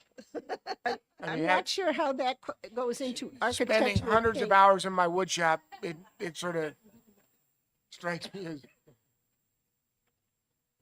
I can't actually answer that question. No, I can't. No, you cannot. I'm Okay. not exactly sure whether polyurethanes, I don't believe they would be covered. Okay. But I'd have to look more into that. I will, just to also weigh in on on the collection facilities. I talked to Vermont, and they said that a lot of their transfer stations do it. A lot of retailers do it, but the big box stores, Home Depot, Lowe's, and Walmart don't. They have to participate in that they collect the fees, but they don't have to participate by being a take-back station. So the big box stores don't do it, but Sherwin-Williams and Benjamin Moore stores do in Vermont. So there are options there. In Vermont, I know they took some stains. Some stains contain polyurethane, some do not. But I can't enlighten you anymore on that as well. Okay, thank you. I'm wondering if that's something I can get clarified through Paint Care too, as well as, Yeah. yeah, so. Representative Polyurethane. Howard? This may be an ignorant question, but is this only liquid paint or is it like dried paint cans? Well, I think that that's a fair point. When the I don't want to let me clarify. But I do know that even just talking with some folks this morning, you know, whether you have like an eighth of a gallon left or like whatever it is, you know, folks traditionally are either pouring it out and letting it dry and then adding it back into their, you know, into their landfilling waste, so to speak. And I think that there are like situations where paint dries and can be through solvent reawakened, I guess you want to say, to be reconstituted and reused. But I can find out an answer to that. Okay, Representative Dutsey? My understanding is that it would only be the liquid paint because basically what they're doing is they're mixing it together and recycling it. So basically the recycled paint is going to be given away to like nonprofits, sold at a discount, you know, that type of thing. And if you have an empty paint can or you had a dried paint can, then that can just be thrown into the landfill. Okay, so that's not a problem. Although last year I did do that. I opened up some paint and let it dry. It took about 6 to 8 months, a year. It takes a long time for paint to dry when it's in a can. But otherwise, I would imagine the can itself could be recycled in the metal bin or whatever you could put as a metal can. As the paint dries, it shrinks, so you could probably just dump that out and probably. Representative Nab? Thank you, Madam Chair. I just looked to answer Representative Crichton's question. On the Paint Care website, it says they accept primers, stains, sealers, and clear coatings such as shellac and varnish. It says yes, yeah. Representative Haskins? Madam Chair, Miss Sarah has a Yep, sure. point, and would you identify yourself for the record, please? Yep. Yes, I'm Sarah Silk from Wolfboro, New Hampshire. I've run the Lakes Region Household Hazardous Product Facility for 35 years. Towns of Alton and Wolfboro members, and we take anyone from anywhere on a fee basis. We take liquid paint. Several of the representatives here have mentioned if it's a latex paint or an oil-based paint and it's totally hard in the can, then that goes to solid waste. The recycled paint is the latex paint, which they add mildewcide and other things to make it new. They don't recycle the oil-based paint into paint they sell to anybody that comes by, like up at the program in Burlington. The only thing that they reprocess is the latex, not the oil-based. That always goes with a waste hauler, like it's hazardous waste. All right. Thank you for that. So for me, before going back to your comment about a may versus a shall, insofar as retailers participating in the program, I'd prefer to see a may instead of a shall in there because, first of all, this is going to be kind of a pilot program. It's going to be something that once the public finds out about this, they may want to seek out retailers specifically that are doing this. And as it becomes more popular, I think, it won't need a shall, Representative Bixby? Yeah, I think that in talking about the participation, I think that in terms of accepting the paint back or or being a drop-off site, I think that should be a may, because I'm thinking that I'm thinking there are two possible groups here that might not want to participate. One are the very large box retailers, which we've heard testimony that they tend not to. The other is our very few remaining really independent hardware stores might not have the capacity to do this. And I know that it's been cited that the Ace Hardwares and the Sherwin-Williams are already participating, and that's, it's great that they're doing that, but in the states where this is a thing. In terms of, but there's the other aspect of it is in terms of paying of adding the fee to the price of the paint, and I think that one should be a shall. Agreed. Okay. Representative Dutsey, and then Creighton. Yeah, the only question that I had, and this was in the original bill, I didn't read anything about what we do about the existing paint cans that we have in our basement, because I would assume that there was not a fee associated to them when we bought them like 10 or 15 years ago, So is there some provision that I can take them back and pay a $2 fee, or is it just assumed that eventually these legacy cans are going to be taken care of and I can just bring them back? Representative Creighton, and then you guys. Thank you, Madam Chair. This thing makes a lot of sense to me. The one question about the may versus shall is that, okay, so I pay $1 a gallon to have this program in the state. That makes sense. But if I live in Antrim and I have to travel 30 miles to find a facility that actually takes it, then why am I paying $1 to do that?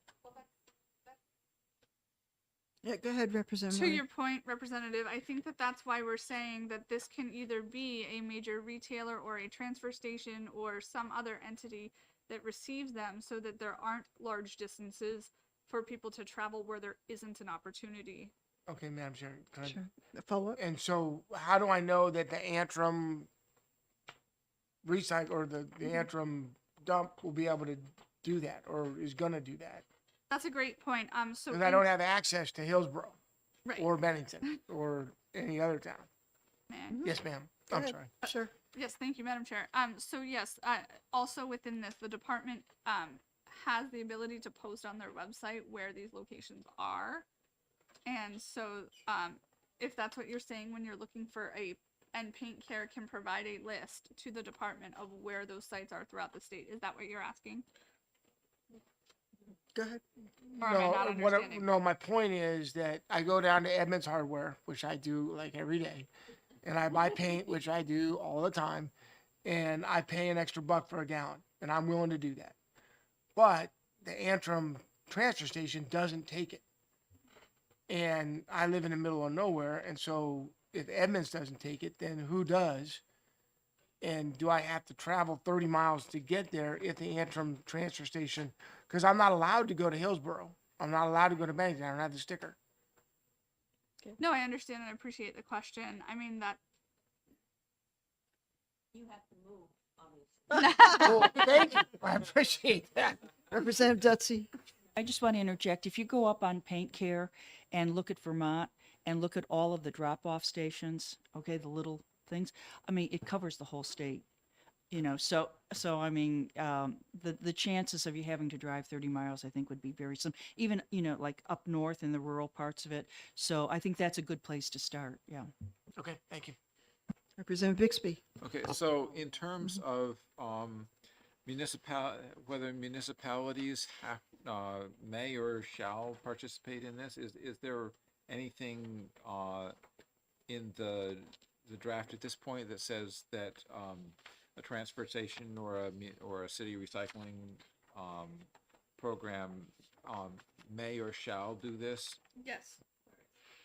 So I did say on page 3, section 5, when we're talking about geographic information, it says one additional permanent site will be established for every 10,000 residents. We talked about the residency requirement, and then it says unless otherwise approved by the department, these sites may be run by political subdivisions such as transfer stations. I'm willing, this is a draft, like I'm willing to put in there anything else that would make, if it's preferable that it is a shall, so that we have the ability for folks in rural communities to be able to do that, and then call up Paint Care and say, hey, my friends, we have our stuff that needs picked up. Can you send a hauler, please? I think that makes sense. If you'd prefer for it to be a shall, I'm happy to do that. If I'm paying $1 for a gallon, yes. Okay, Representative Howard and then Potenza. Two things about the fees. One of them is one is a suggestion. The other is a question. So if we say may, we could attach an incentive to that. But also, I wonder, as far as these fees go, do they all go to the plan and nothing goes to the vendor? Representative Bixby. I believe the way that it works is that, all of the fees are, are basically processed by the Paint Care program. And if the vendor is running a pickup station, then the vendor would get appropriate payment in order to handle that. If they are not doing pickup, then they would just pass the fees on to Paint Care and not get anything back. And if is that correct? Right. And that is where my discussion enters into the conversation about should there be a small portion of the fee reserved for the department to be able to do some of the ongoing oversight management of this, so it's not an undue burden to them. And if that needs to happen, then how do I, my conversation with Paint Care is how do I structure that? So that's really my question for Paint Care. Okay. Let me get Representative Potenza and then you. So just kind of following up with what Representative Dutsey asked. So if you, because I don't have it now, but we did. So if you have a whole bunch of old paint, it just seems like everybody does, right? And it's hanging out in their garage. If they don't hit that one day of the year where it comes, where they, some cities, municipalities and towns have a pickup, is there a point where that paint age-wise is unusable? I have that question down to ask with folks to make sure that we can deal with the legacy paint concern. Representative Bixby. I have a question for the department. So, are there under department rules, are there things that transfer stations are required to cover in what they accept as trash? Well, that's more of a solid waste question, and I'm in hazardous waste, so what's in their permit? What's in their solid waste permit? And actually, Sarah could probably answer that more directly than I could. Yep, go ahead. Actually, I don't actually deal with solid waste. I was a selectman for 13 years, but I can tell you I get tons of calls from the city of Laconia because they do not take any type of mercury light bulbs in the whatever contract they have with their waste hauler, which I think is waste management, but they may have changed. We take it because we belong, and Alton takes them along with a lot of other universal wastes because we belong to NRRA, and it's a monetary advantage to belong to the NRRA programs. So I don't think that towns are required to take all waste streams. Personally, I think they should because then it's a burden. If someone has an apartment building, for example, and wants to get rid of all of the mercury tubes and go to something that is safer, now they have no way to dispose of them in Laconia because they don't handle it. But as Todd said, we're neither one of us in solid waste. Any other questions or comments? No. All right, oh, okay, yeah, go ahead. Could I just add one little thing relative to what do you do with the old paint that people have had in their basement for 100 years? The people that buy the paint today, if the paint care program is in place, will be paying $1. They will not be returning all of that paint that they bought. If they buy 4 gallons, they may be using 3 of them, maybe 3.5. The people that bring in a can or 2 of paint that's been in the basement, I think it'll be a swap. Because we've been getting that old paint forever. And there is some still out there. That's absolutely true. The amount of oil-based paint that's being sold currently is greatly reduced because most companies don't make it anymore.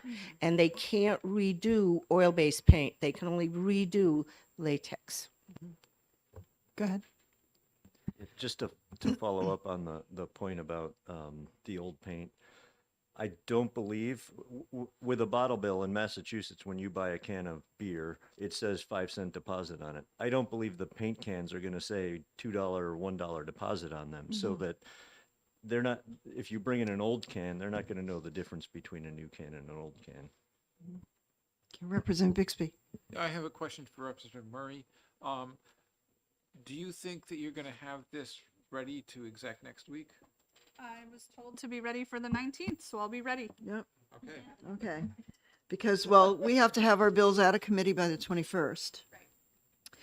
And I don't know, do you want us to schedule a work session on this before we exec it so we can explain the amendments and everything? I think that makes sense, but I need to schedule my next meeting with some of the stakeholders on the issue. So would it make sense? We're meeting Tuesday and Wednesday of next No, week, or just Tuesday. Tuesday? So would it? We have a 9 o'clock on Tuesday as well, right? I don't, Do we have a 9 o'clock on Tuesday as well? We said the second. Oh, the 2nd. So yes, we could meet at 9 o'clock maybe on Tuesday. You're talking about the subcommittee? The full subcommittee work session. Oh, no, I think she Is that was right? suggesting a full committee work session so that you can explain the amendment. That's what I was just. yeah, So- but we don't have to do that at 9 o'clock. We could do that at 10 o'clock. Oh, I'm sorry, 10. Yeah. And then, thank you know, I can, do you want me to have like a half hour for that? Yeah. And then we can go into exec Yeah. for all the rest of the bills, I think including that this works. one. Yeah. Yeah. Okay, That's fine. so why don't we do that? Okay, For 9 a.m. Or excuse me, 10 a.m. Thank you.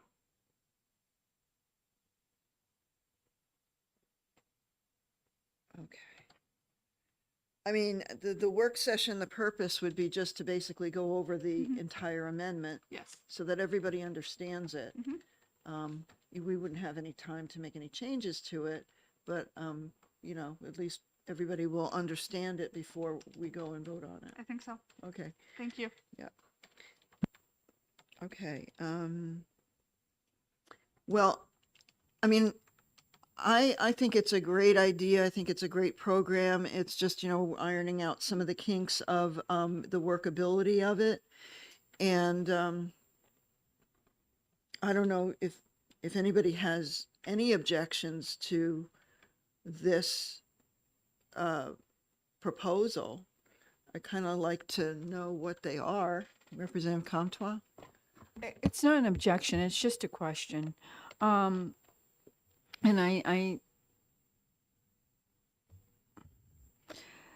I still don't understand the logistics for businesses and what kind of system they're going to have to implement, if any, into their software system to account for monies and how they're going to make payment. It's going to be an additional cost to them. So I'm just asking the question. Okay. So, and I don't know if we have any answers for that.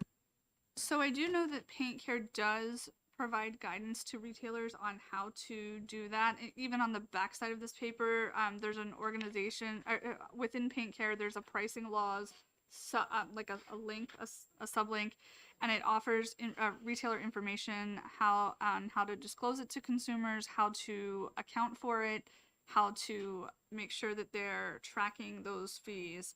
And so I would encourage you to go to the pricing laws, like sub link or whatever we want to call that, the link through, and see if that ameliorates any of your concerns. And if it doesn't, I'm happy to continue to seek other answers for you. Thank you. And I almost think that some retailers would be happy to sort of offer this new kind of service for their customers to help them,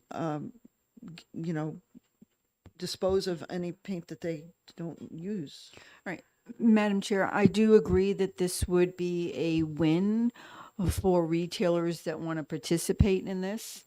And I also, it's kind of like when we came with the GMO bill, right?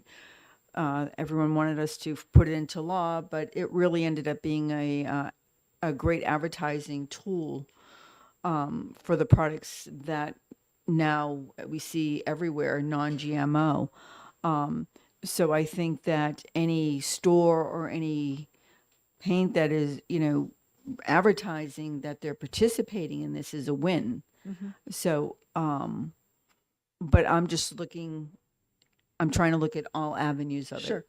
And for me, as long as we have the may provision that they may participate as opposed to being compelled to, I think that makes it even more attractive because it gives the retailer the option as to whether or not they want to participate in it. Because if they don't have the room or they don't have the staff to deal with it or whatever, that's an issue. Yeah, I think Representative that- Bixby, and then Yeah, so there are two aspects of participation. One aspect is the being a collection site. The other aspect is collecting the fee. right. And in order for I think in order for it to work, we're going to need to have the fee be a shall, because we don't want to have, say, Home Depot say no, we're not going to collect the fee, and then be able to undercut, say, your local Sherwin-Williams. Gotcha. So then there's the question of, okay, how much of a burden is the remittance of the fee going to be on the retailers? And is there any sort of, reimbursement for the cost of doing that fee remittance? And, what would the level of that cost be? If the fee remittance is pretty much, just pushing a button, then there might not be a need to do that, to have some sort of a payment to the retailers to do that. But if it's going to cause an increased accounting load, then maybe there needs to be some amount of money that Paint Care gives to the retailers who are simply collecting the fee in order to do the fee process. Okay. Yeah. And that might be something that Paint Care already has worked out. And it's probably something they have worked out in their system, because they've done this in a couple dozen other states already. Okay. Yeah. You and then Howard. Yeah. And just to piggyback on Madam Chair, what Representative Bixby just said, my only, once the program's implemented, I'm sure that the cost to the retailer is going to be minimal. My concern is the upfront cost to the retailer, and what is involved with programming and things. So just to be clear. Representative Howard. Thank you, Madam Chair. Truthfully, most of what Representative Bixby said is what I wanted to say. But I really do think that if we put shall in front of collecting the fees, then we can't say may, because if they're collecting the fees, they are participating in the plan. I will also just say that I think that whether or not to your point, and if an industry, a bigger, larger retailer is selling, 10,000 gallons of paint a month, I don't know, and they shall collect the fee, it is already out there in the waste stream.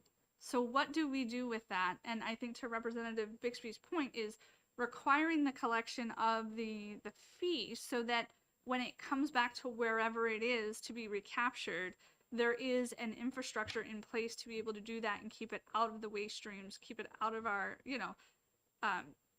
tonnage in our landfilling, hauling fees, tipping fees. So that's really why I think the distinction, I don't want to speak for Representative Bixby, but that's why I like the distinction of there being a may be a collection site and shall collect the fee.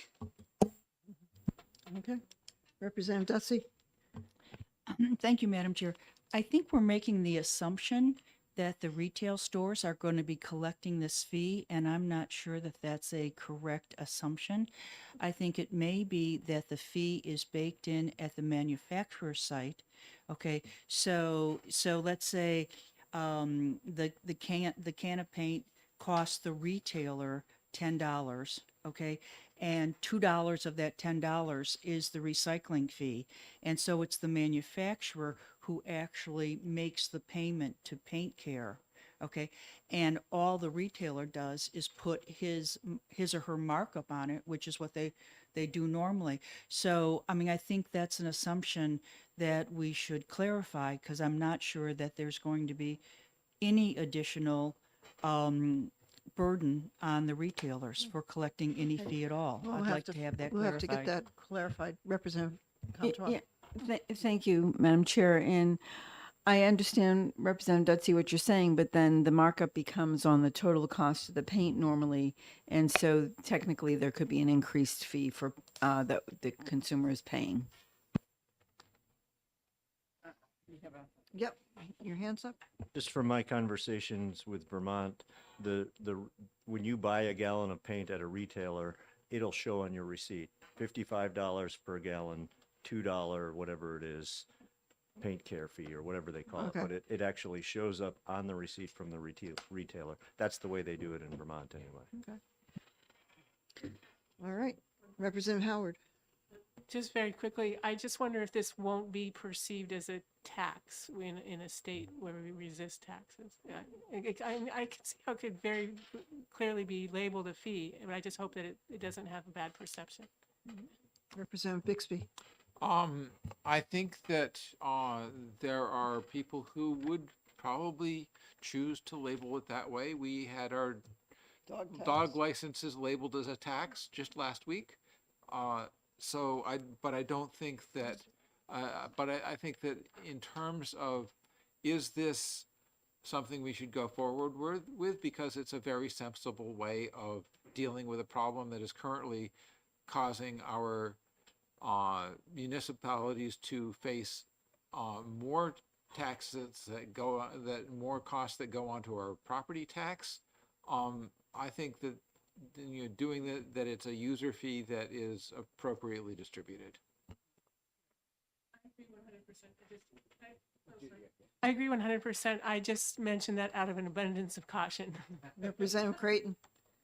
No, it's a fair concern, Representative Howard. I just had a bill go on unanimous consent that added a $3 fee to boat registration, and the reason that it was to pay for the actual sticker, and so it was considered a fee to pay for an item that you put on your boat. And so I think if this is couched in the terms of this is a fee to get rid of the remainder of the paint that you just bought, and the cost to the town of doing that is not absorbed by a taxpayer but by the user, then to me that's a reasonable explanation. Again, you never know how people are going to take it, but that's the way I look at it. And I also think, if I may, Madam Chair, Go ahead. that it also provides yet another opportunity for these products to not just simply be recaptured, but then potentially resold into more affordable paint products that folks of all economic diversity can, I was just looking at the cost at some of these gallons of paint are $75. So when you're looking at this type of model, these are being sold at a fraction of that for repurposed paints. So, yeah. Okay. I think we've pretty much exhausted all the conversation, and I'm glad that we've talked about a bunch of these things. And so we'll break for lunch, and be back here at 1 o'clock. Thank you all.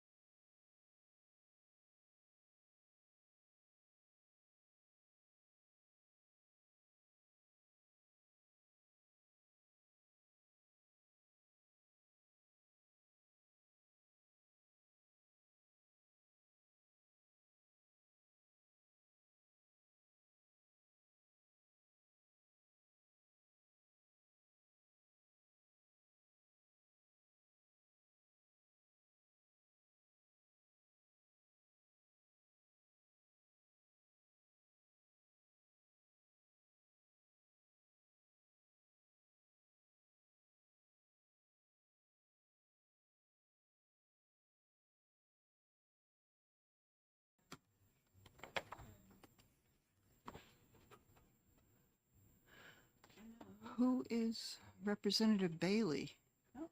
He may not be, he may not even be here to introduce the bill, so it might be a real quick hearing.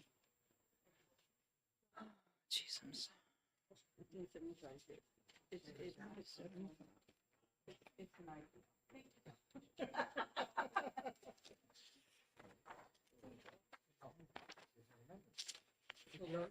No, that's right. Give it enough paper. I need two. I'm greedy. Tell you what, that'll cost you.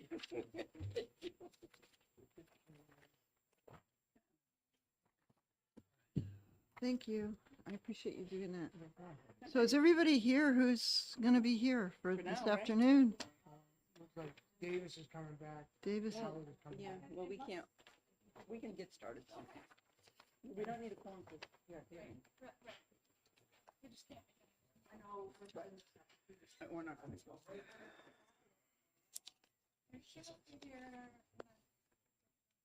Yeah, she didn't ask me.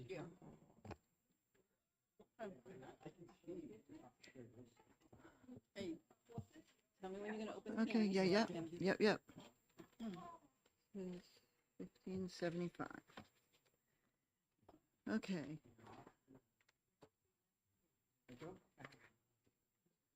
Of what? Okay, I'm going to get started with the hearing for HB 1575, prohibiting the state of New Hampshire from enforcing any federal agricultural checkoff program. And as I look around the room, I do not see the sponsor of the bill, the sole sponsor of the bill, Representative Bailey, here to introduce the bill. So I guess all I'm going to say is that this bill prohibits the state of New Hampshire from enforcing payments for any federal checkoff program for agricultural commodities. And so what it does is apparently it repeals, it renumbers a section in 425:2. It adds some sections regarding the federal checkoff program fees and adds a bunch of other stuff. So I don't really, that's all I know about this bill. So there is a pink card. We do have a pink card coming, more pink cards coming. But the first person to come and speak to oppose this bill is Robert Johnson from the Farm Bureau. Welcome to Environment and Agriculture. Come and tell us why this bill should not be passed. Thank you, Madam Chair, members of the committee. For the record, Rob Johnson, representing the New Hampshire Farm Bureau as the Federation's policy director. And we do oppose House Bill 1575. We're not clear really what the intent is. The department and the commissioner will be testifying as you keep getting this card now there. They do provide office space to Granite State Dairy Promotion, which receives checkoff funds. What's that? Strike that. Okay. They did. They no longer. Okay. So I'm not, so again, it makes it even more unclear as to what the bill does. But so you know, there are, I believe it is 21 21, 22 federal checkoff programs for various commodities. The ones that our farmers participate in New Hampshire, at least primarily that I'm aware of, would be dairy. There's also a beef checkoff, there's a Christmas tree checkoff, and I'm probably missing a couple of others, but there's all kinds of them across the nation. And these are voluntary programs that I should say they're programs that have been adopted by a majority of participating commodity groups. And like for example, the dairy checkoff, it's 15 cents of every 100 weight of milk sold goes to the checkoff, and farmers have an opportunity that so much of it goes to the federal checkoff program, and then they can allocate a certain amount of that money. And is it 5 or 10 cents? 5?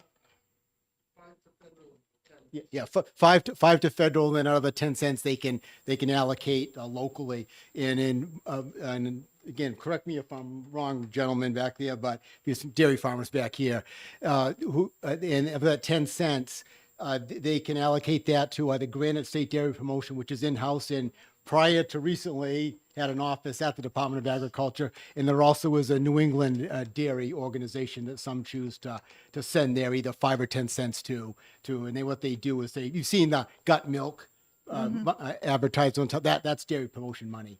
You've seen the beef checkoff money that is used for national advertising. I believe with Christmas trees, I think it's the same thing. I think it's 15 cents of either it's every tree or every dollar. I'll be honest, I don't know. But again, these programs have been approved by a majority of the producers, and they're popular and well received. And I guess we're opposed. We're not really understanding what the bill does or why it's being introduced. So why do they call it a checkoff program? That sort of throws me off track here. Yeah, What is it about it that it is? Because there's a 15-cent check off for every 100 pounds of milk you sell. Oh, yeah, you There's I believe it's $1 check off per animal you sell. for beef. When you sell animals for beef, yeah, there's $1 that is supposed to go into the coffers for the federal program. Check off because it's for each thing. Like a check. okay. And it's something I can say in as far as the enforcement of it, it's from what I've seen, it's virtually non-existent, at least in this part of the country. Yeah. Well, I'm saying for beef, for beef. I'm sorry, for beef. Yeah. So do you know if there are dairy farmers or whatever other producers that are involved in these checkoff programs that would prefer not to, give their money? I'm to sure these there are kids? some, but it's I would say a vast minority. I mean, there have been a number of court cases over the years saying that it is a violation of their First Amendment speech rights. But it is nothing that I'm aware of. At some levels, court levels, those cases have been successful, but on appeal they have not been. Because I see what this bill is saying is that, agricultural producers in the state shall retain the right to choose whether to participate in state level checkoff programs and shall not be subject to any form of coercion, penalty, or legal action for opting out of such programs.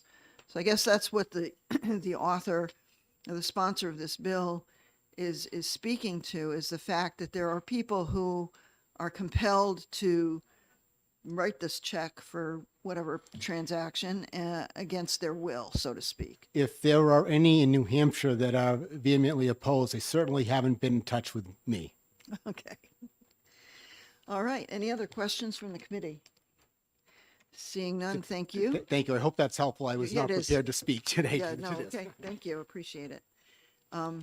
So I will now call Commissioner Sean Jasper from Department of Agriculture to speak on HB 1575, and he opposes this bill as well. I do, Madam Chair. Thank you, members of the committee. I am Sean Jasper, Commissioner of the Department of Agriculture, Markets, and Food. I will tell you that I made numerous attempts to contact the sponsor to have a conversation, but he declined to respond to any of my attempts to communicate with him. So I don't have the benefit of knowing what he was thinking of. But first of all, there seems to be two different things he's talking about here. One is the federal checkoff program, which there are several dozen of. And then it's talking about state checkoff programs, which we don't have any.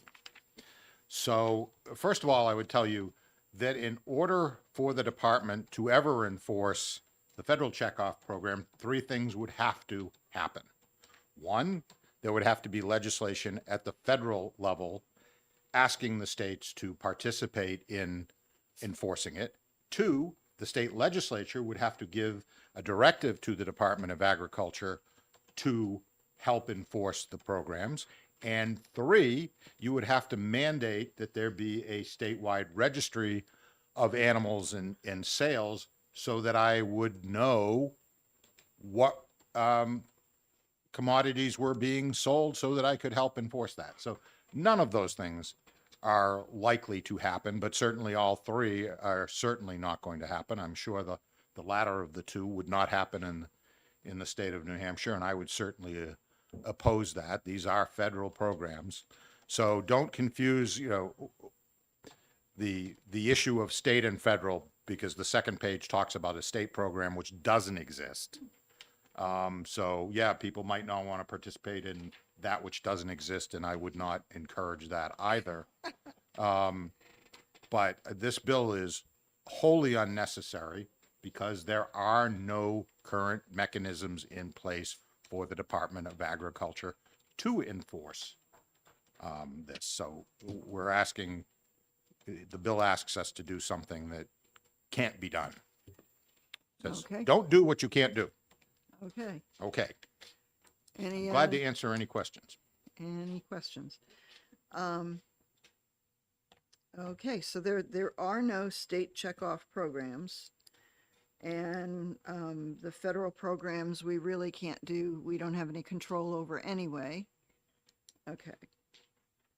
Yeah, it would take some sort of a cooperative agreement, but the department would need authorization from the state to do that to begin with. Okay, Representative Comtois. Thank you, Madam Chair, and thank you, Commissioner, for being here. Can you speak to us a little bit about the Granite State Dairy Promotion Program and how that works? Sure, to a small degree, and I know you do have some testimony from Amy Hall, the executive director. So the federal checkoff level, as you've heard, there's money that goes to the federal program, 5 cents a hundredweight, I believe, and then 10 cents, which farmers can direct that 10 cents to wherever they want. And I don't know if this is still going on, but for a while, there was a Florida farmer who liked what we were doing in New Hampshire, and he was directing his checkoff money, his 10 cents, or at least a portion of that, to come to New Hampshire to support our program. So they get to decide. So there are two really that cover New Hampshire. One is Granite State Dairy, and the other is a more regional one. I can't recall the name of it, not involved in that. But so some producers do have or did have their money going to the regional program, where most have their money going to Granite State Dairy Promotion. Okay. Any other questions from the committee? Oh, and if I could, I would say that is the one that is easy to be funded, because those go through the milk co-ops. So that money is taken out at that level and sent from the co-ops to where it's being directed. So with beef, it would be the individual. With pork, it would be the individuals. Other commodities would be the responsibility of the individuals. And that would really, from what I know, is truly voluntary, because I don't think the feds have any idea who's producing what. Out in the Midwest, where you're producing, thousands of animals, it's pretty easy to get to that and determine. But in New Hampshire, I have not heard of any problems at all or complaints. Okay. All right. Well, thank you very much. Appreciate your testimony. Jamie Robertson.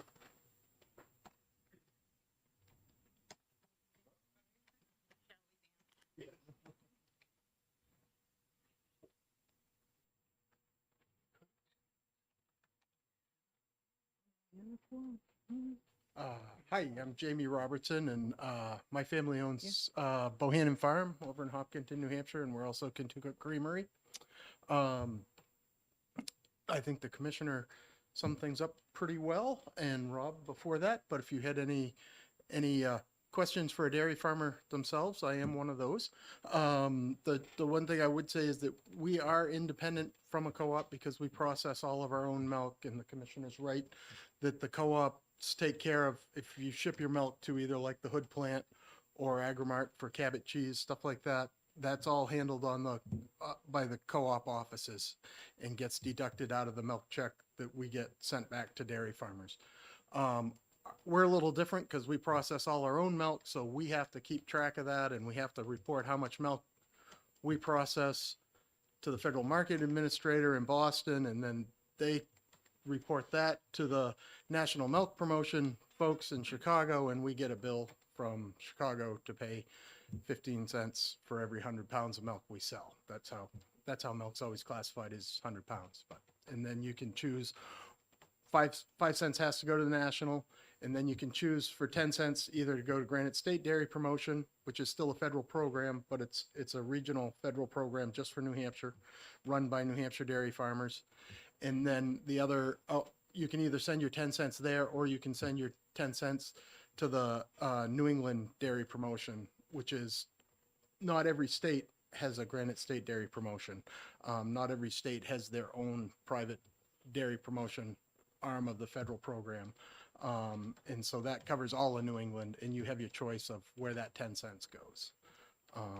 And as far as the beef checkoff, we do get, most of us dairy farmers, we sell our cull cows, we call them, when they're done milking, go to a sale barn. And there is the beef checkoff is done at the sale barn and deducted from our check before we get our check back from the sale barn there. Okay. So my question to you is, what is it? So what is this total? What is this amount to, say, on a monthly basis or a yearly basis? How much do you have to deduct off your product? It ends up being a fairly, let me pull out my calculator here, sorry.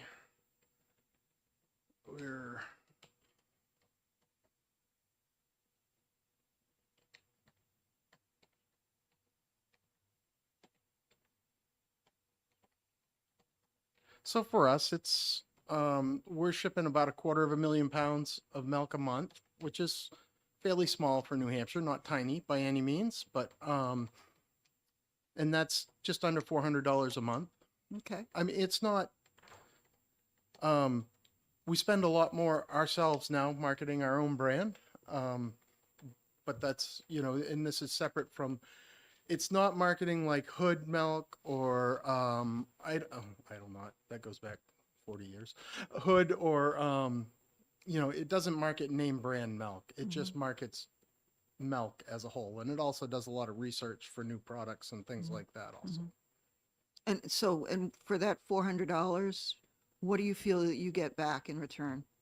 I'm one who believes in the program. I believe that we aren't paying enough in advertising personally, but I don't know that I'm, I guess I wouldn't say that that's probably the common thought of folks. But I think that if you look at what other beverage industries put into advertising, I think 15 cents a hundredweight is a pretty nominal amount of money to invest in advertising and new product development. Okay, and so for the beef end, what kinds of services do they provide for you? For that? Same beef. What's for dinner? Okay. That kind of Okay. James Garner used to do their ads. Okay. So All right. that's yeah, and same thing. I think that's. Megan, I'm sorry, Representative Murray. Okay. Oh, God. No, it's all right. Thanks, Madam Chair. So I did have a question, and I can't remember, and maybe this is a question for Commissioner Jasper. If I remember, are value-added products included in the 10 cents, or is it just liquid? So it's just on the raw milk that goes from it. It's on the farmer side of things. We have the checkoff that's just at the farm gate, I would say. I guess probably I don't know of any cutoff where if you ship under X amount, you're not charged. I think probably, like the commissioner said, there isn't a tremendous amount of oversight on people that aren't, we're big enough so that the Federal Market Administrator follows us and wants to know how much milk we sell. So I guess if you had a couple of cows, maybe you're supposed to pay for it, but Okay. probably no one's checking up on you. All right. Any other questions, Representative Dutsey? Thank you, Madam Chair. Is your brand name Kentucket? Kentucky Creamery, yes. Kentucky Creamery. Okay, so I just want to put in a plug when you go to your store, because I always try to buy Kentucky Creamery, but it's not always available.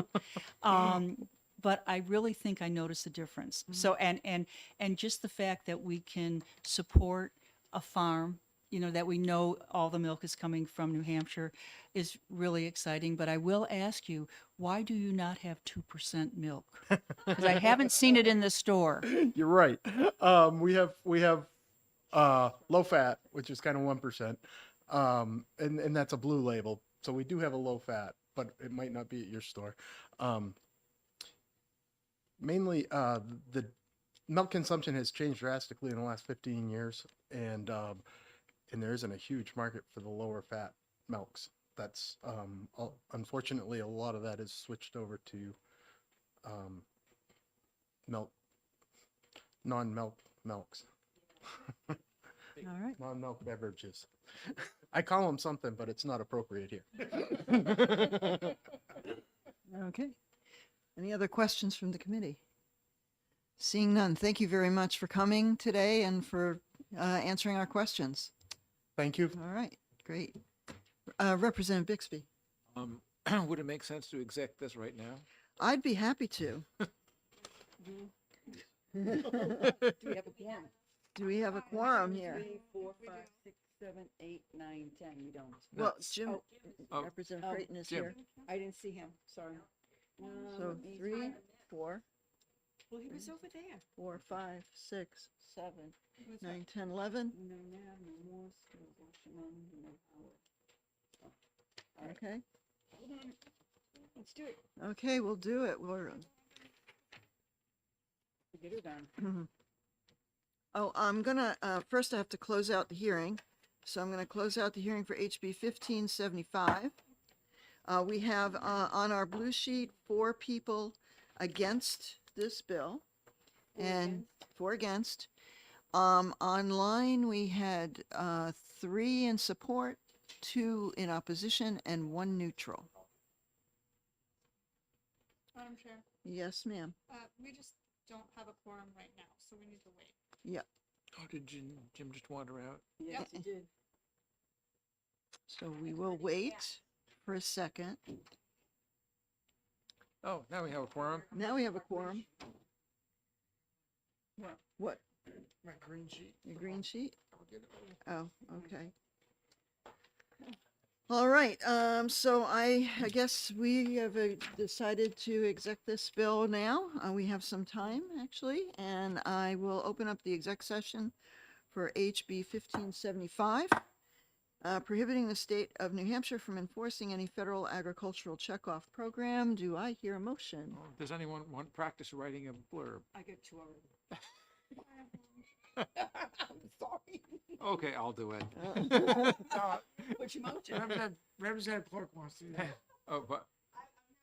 Oh, That's go ahead. fine. Oh, you're on. You're good. Go ahead, Representative Smart, you can do it. Good practice. I move,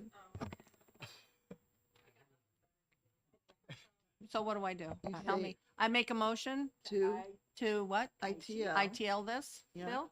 Okay. I'm And making a motion. Representative Dutsey seconds. I second it. And Representative Smart, might you want to speak to your motion? I do? Yeah? Just say, why this bill should be ITL'd. I don't really completely understand this bill.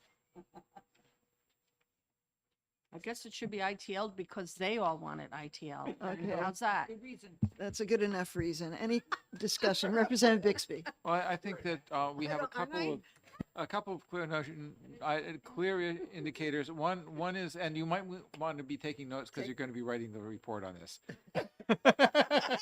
So one issue was that the prime sponsor did not show up to explain it to us, and the reason for the bill was not clear. And the second reason is that the commissioner let us know that the department currently has, the state currently has no power to enforce anything about the checkoff program at the federal level, and there is no checkoff program at the state level, so it's pointless. Representative Comtois. Thank you, Madam Chair. And they have really good strawberry and chocolate milk. Representative Creighton. And the other thing that I would add was that the Farm Bureau came out against it as well. Okay. If there's any other discussion on this bill, then I would ask the clerk to call the roll, please. Thank you, Madam Chair. The motion is ITL on HB 1575. Representative Creighton. Aye. Representative Comtois. Yes. Hold on. Representative Kenny. Representative Smart. Mike. Yes. Thank you. Representative Bixby. Yes. Representative Sofakidis. Yes. Thank you. Representative Dutsy. Yes. Representative Murray. Yes. Representative Jamana. Yes. Representative Haskins. Aye. Madam Chair. Yes. Motion is 11-0. Shall I put it on consent? Please do. Okay, I'm going to close out the exec session for HB 1575. And I just want to put down here, Smart, Dutsy. Okay. Cool. Now comes the fun part. I get to vacate here for a moment because I'm going to introduce a bill. And I will turn over the mic to my esteemed colleague, Representative Creighton.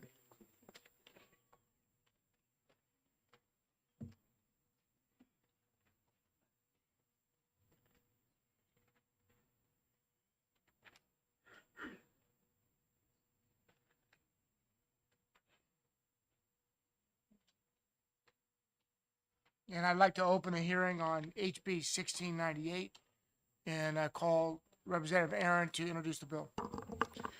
I would be delighted to introduce this bill to you. So this bill is intended to allow the farmers in our state who have pesticide certification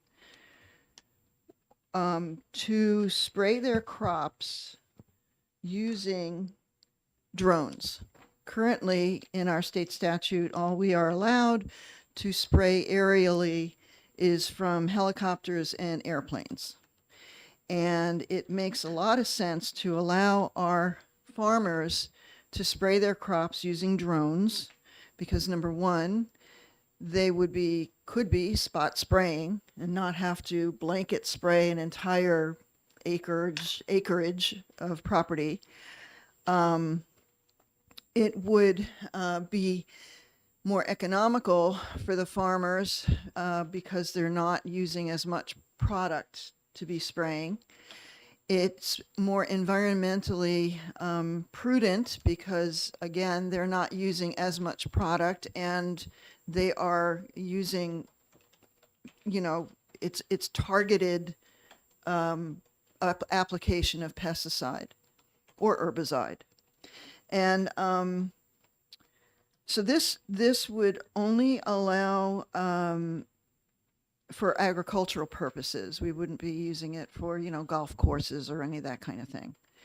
And so this just adds a section to current law at RSA 430:34-A, section 4, which adds in. And so I have also brought an amendment with me today. It's 2024-1082H, which changes the initial language to say that the unmanned aircraft would spray at a height not exceeding 20 feet above ground level as opposed to 50 feet.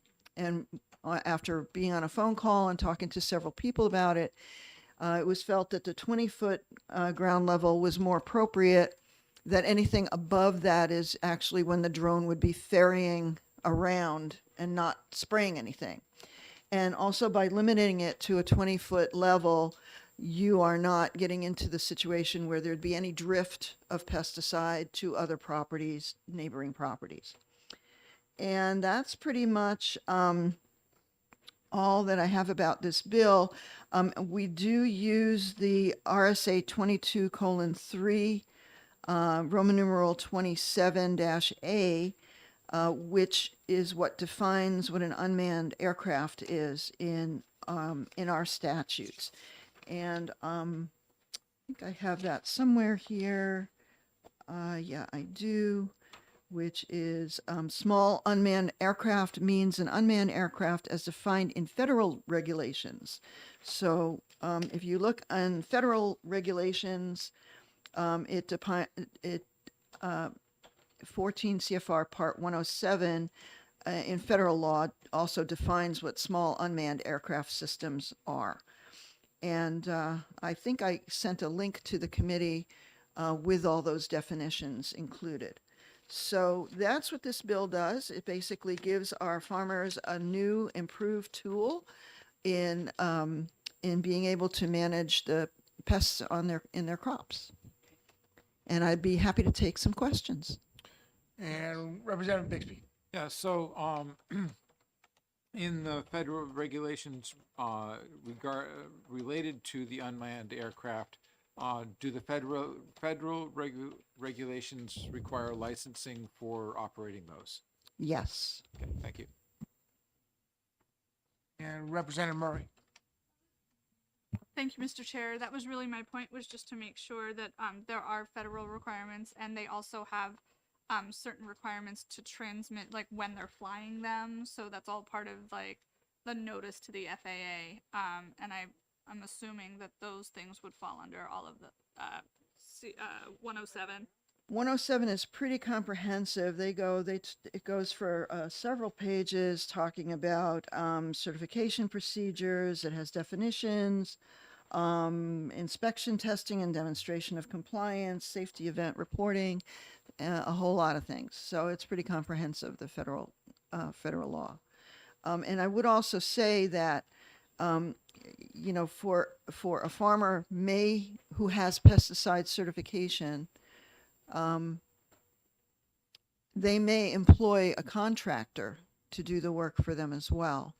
And the contractor who has the drones who were doing the spraying would have all the necessary certifications that they need to fly their drones. And Representative Germano. Thank you, Mr. Chair. Thank you, Representative, for taking my question. This may be one of those kind of like differences without a real distinction, or distinction without a difference. You, in your testimony, referred to pesticides, but then you also added herbicides. And I'm wondering, the language of the bill is specific to pesticides. Okay. Does it matter? Well, I did talk to Mr. Rousseau, who is chair of the Pesticide Control Board, and the definition of pesticides includes herbicides. Thank you for that clarification. Representative Comtois. Oops. Oh. Representative Comtois. Oh, Thank you, Mr. Chair and Madam Chair. Thank you, Representative. No, I was just going to clarify that pesticides is the overall language used to include, herbicides, insecticides, etc. So. Thank you. Are there any further questions for Madam Chair? Habits are hard to break. Yeah, so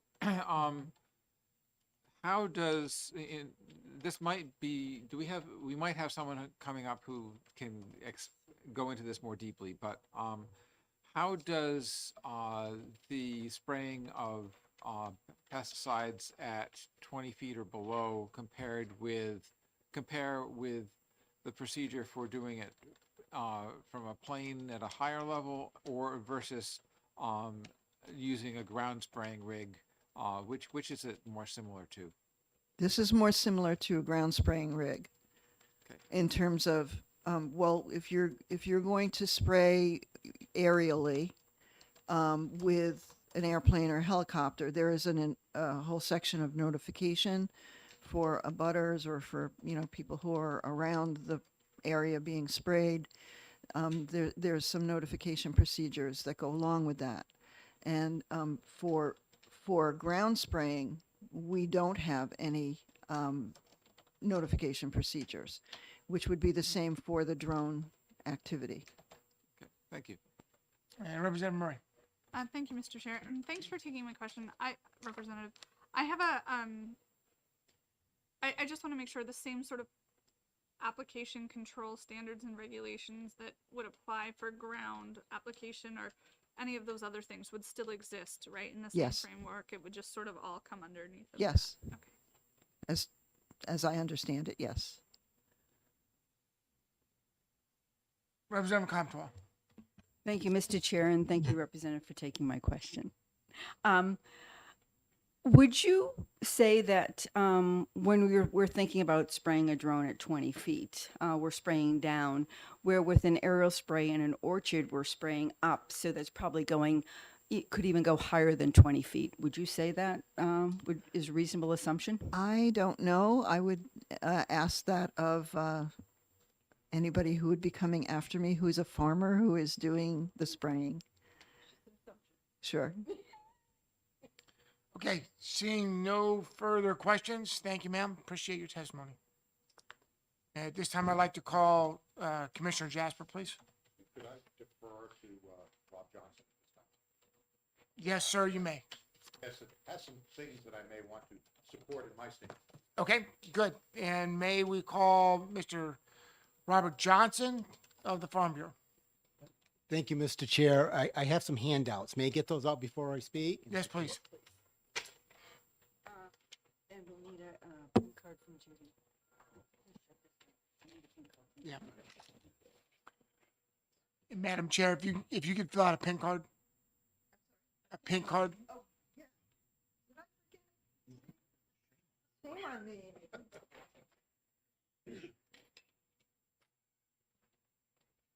All right, sir, welcome to the committee. Welcome back to the committee this afternoon.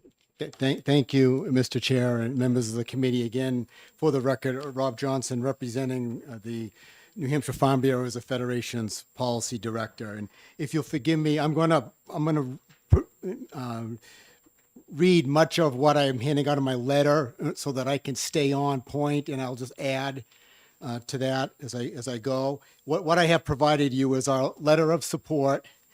And then attached to that, I'll speak to it later, but it's a section 44807 of the FFA regulations. And then also the part PES 506, which is the rule that goes along with the statute. And then in the letter, what I provided is in the box at the last half of the letter is the existing RSA. And if you flip the page, I incorporate the amendment that's introduced as introduced by the chair with in red the additional amendment there.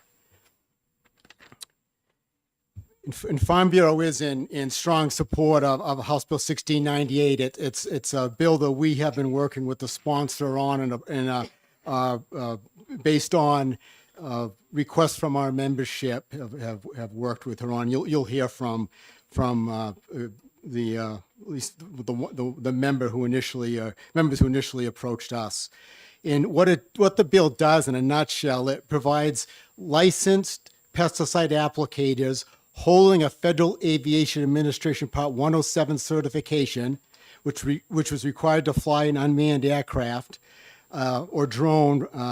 The practical, and I'm underlying practical option to use the technology to protect, to apply to as a crop to apply crop protectants. And I say practical because technically you currently can use a drone, but the rule is prohibitive. It makes no sense. And I'll get into that a little bit, but just currently, if I want to apply pesticides via aerial application, that includes a drone, helicopter, airplane, I have to get the application to the division for one thing 90 days before, which in an application for a farmer makes no sense. And then there's other public notification requirements, and we'll get into that. So again, this is to provide a practical option. The sponsor touched on the amendment, and if you see the bill is introduced had a limit of 50 feet. And we're supporting a reduction in 20 feet to that. And initially, in speaking with drone applicators, the question we had was, well, how much height do you need?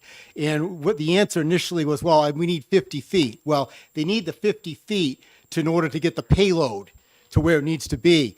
Most applications are under 20 feet. Nearly all of them are under 10 feet, but we ask them for the 20 to give that little bit of that buffer. But again, just so you know, that initial 50 was really about the height that a drone would be with its payload.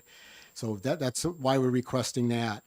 And there is existing, under the existing statute, which was adopted in 1995, there's never been an agricultural approval for the reasons I've stated. It's just, it's part of it's we didn't have the technology that we do now, but also just the burden of it all. The bill amends RSA 430:34-A, which again I said earlier, passed into law in 1995 with airplanes and helicopters in mind.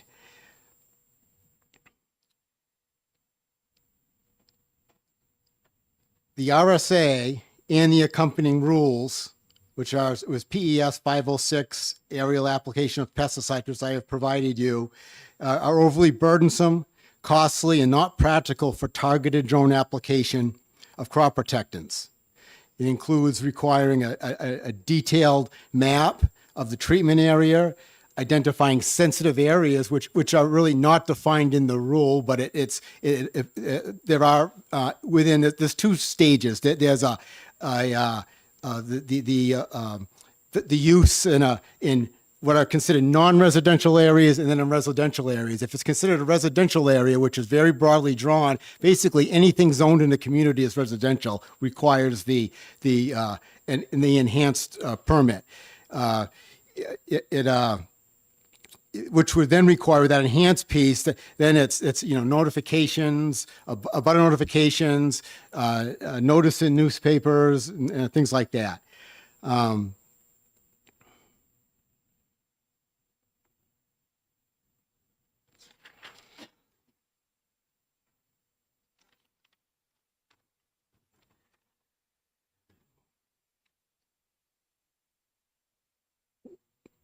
Trying to decide which order I want to go in here.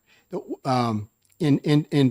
were hoping to have a applicator here today, a drone applicator from out of state who's doing it in New York and Pennsylvania. He was, unfortunately, this morning was en route and he got a call that one of his children was sick and he had to turn back. So at some point, hopefully we can make him available if the committee has questions.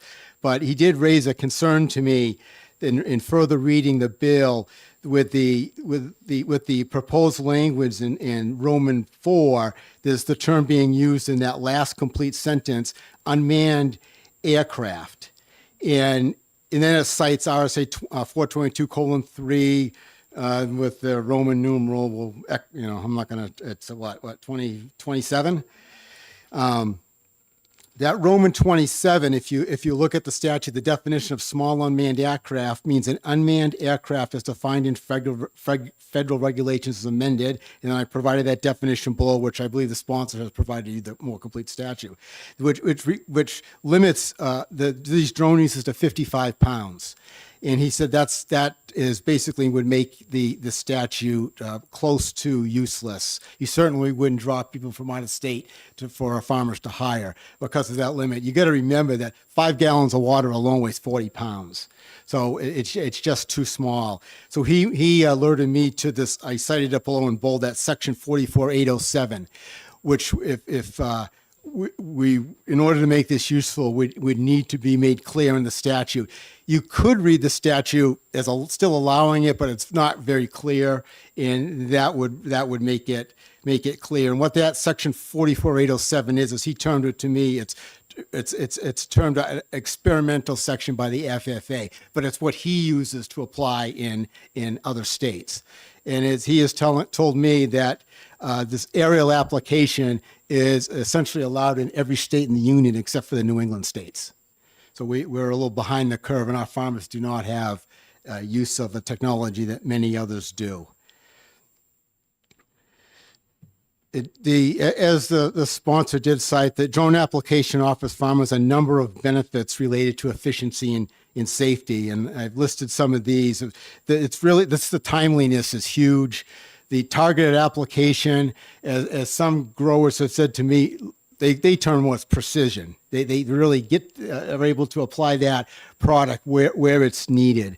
And some of the areas where our farmers, and I think some of them will speak to this, but in corn, there's currently I'll call it a weed, a Burke cucumber, that it's a vine, and it literally will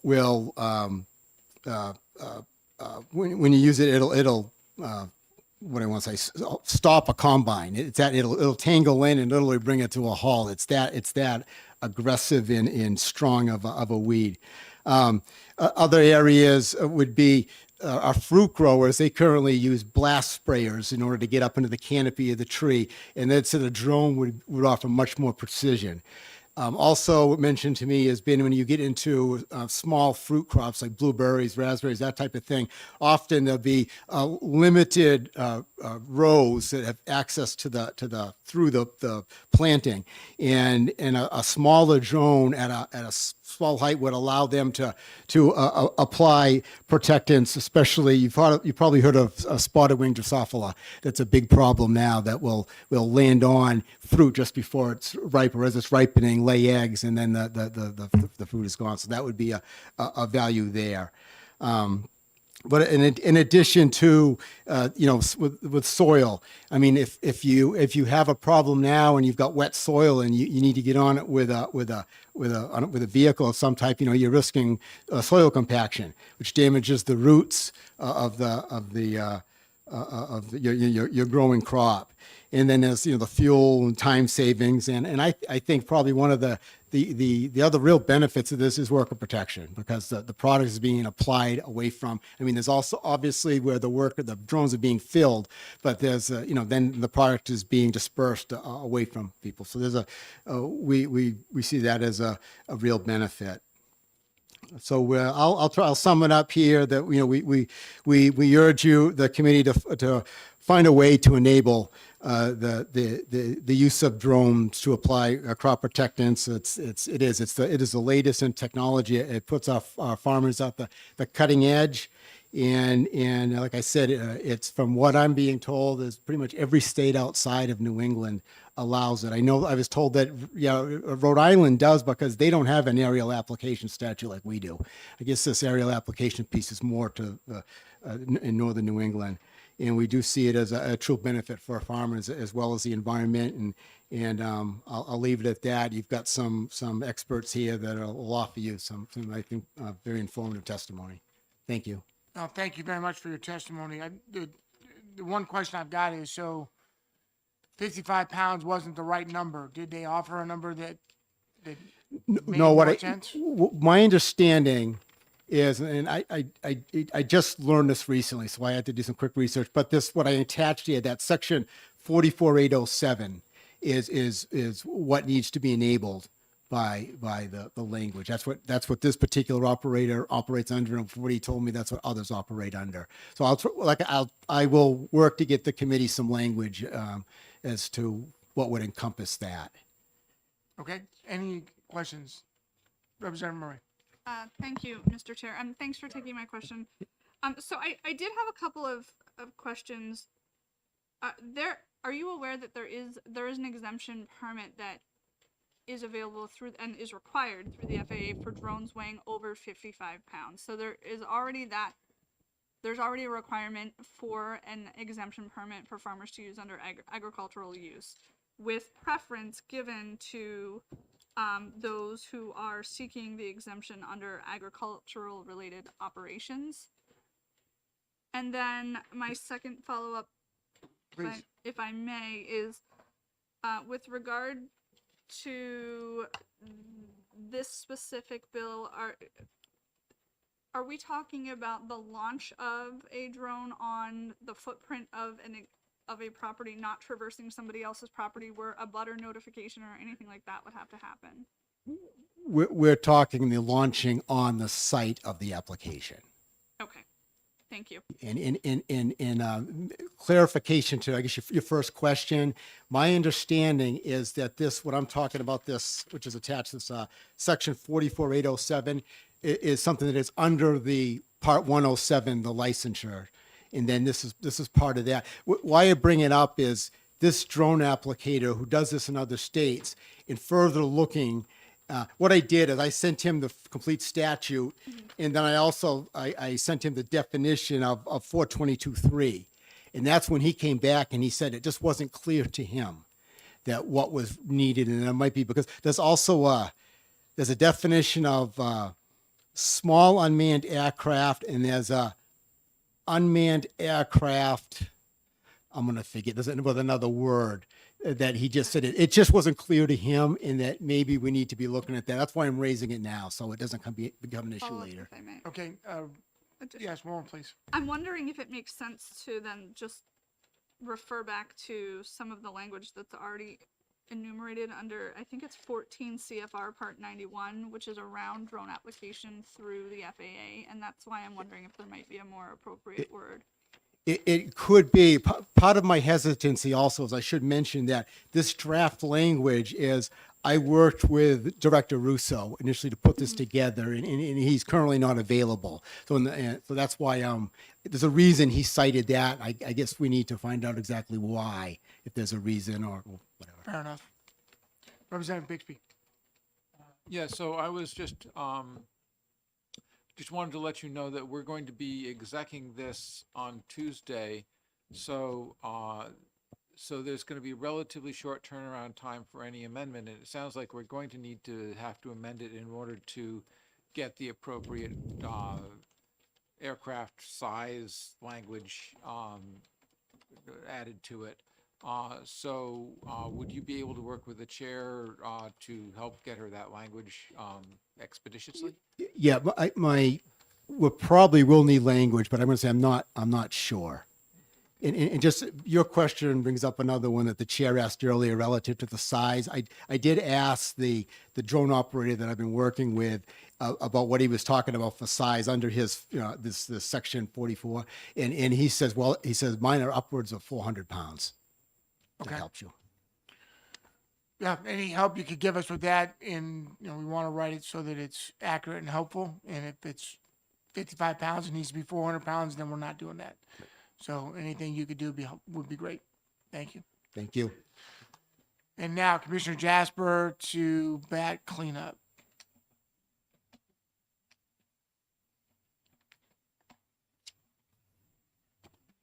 Thank you, Mr. Chairman, members of the committee. I am still the Commissioner of Agriculture.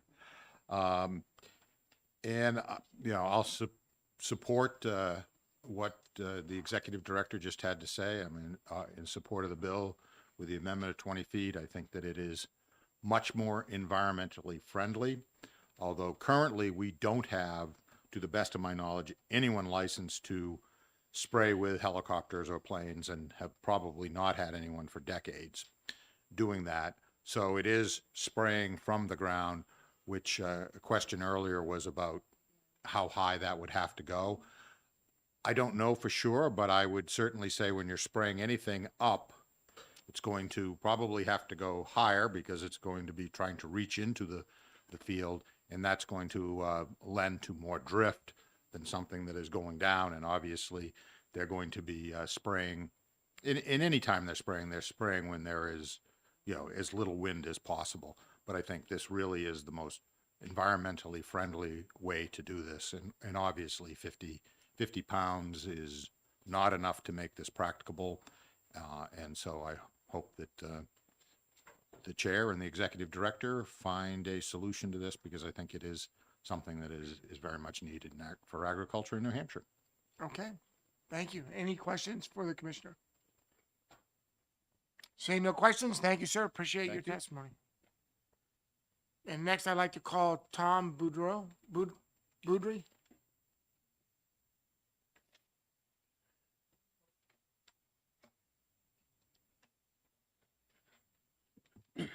Good afternoon. I'm going to apologize. I woke up hoarse this morning. Tom Beaudry, Walpole, New Hampshire. I'm an independent certified crop advisor. I work with primarily dairy farms in New Hampshire, Vermont, and Massachusetts. I'm one of the people who, I don't know, it was the end of August, beginning of September, we started pushing so we could determine what we needed to do to allow the use of drones.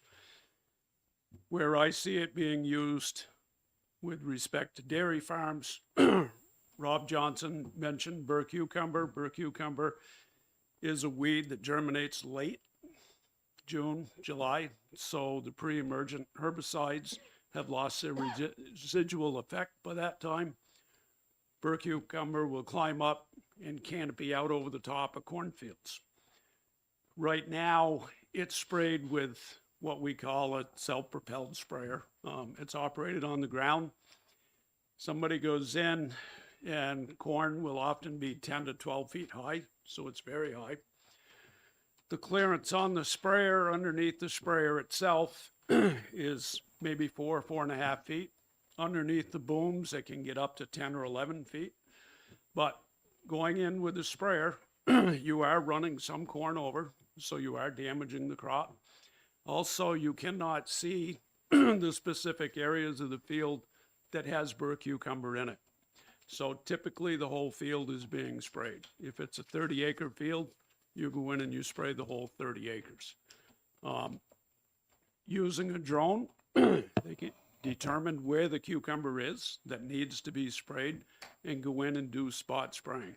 So it will result in less pesticides being used. So that's very environmentally friendly. And I realize there's probably some concerns with neonicotinoids. Okay, I believe the beekeepers are concerned.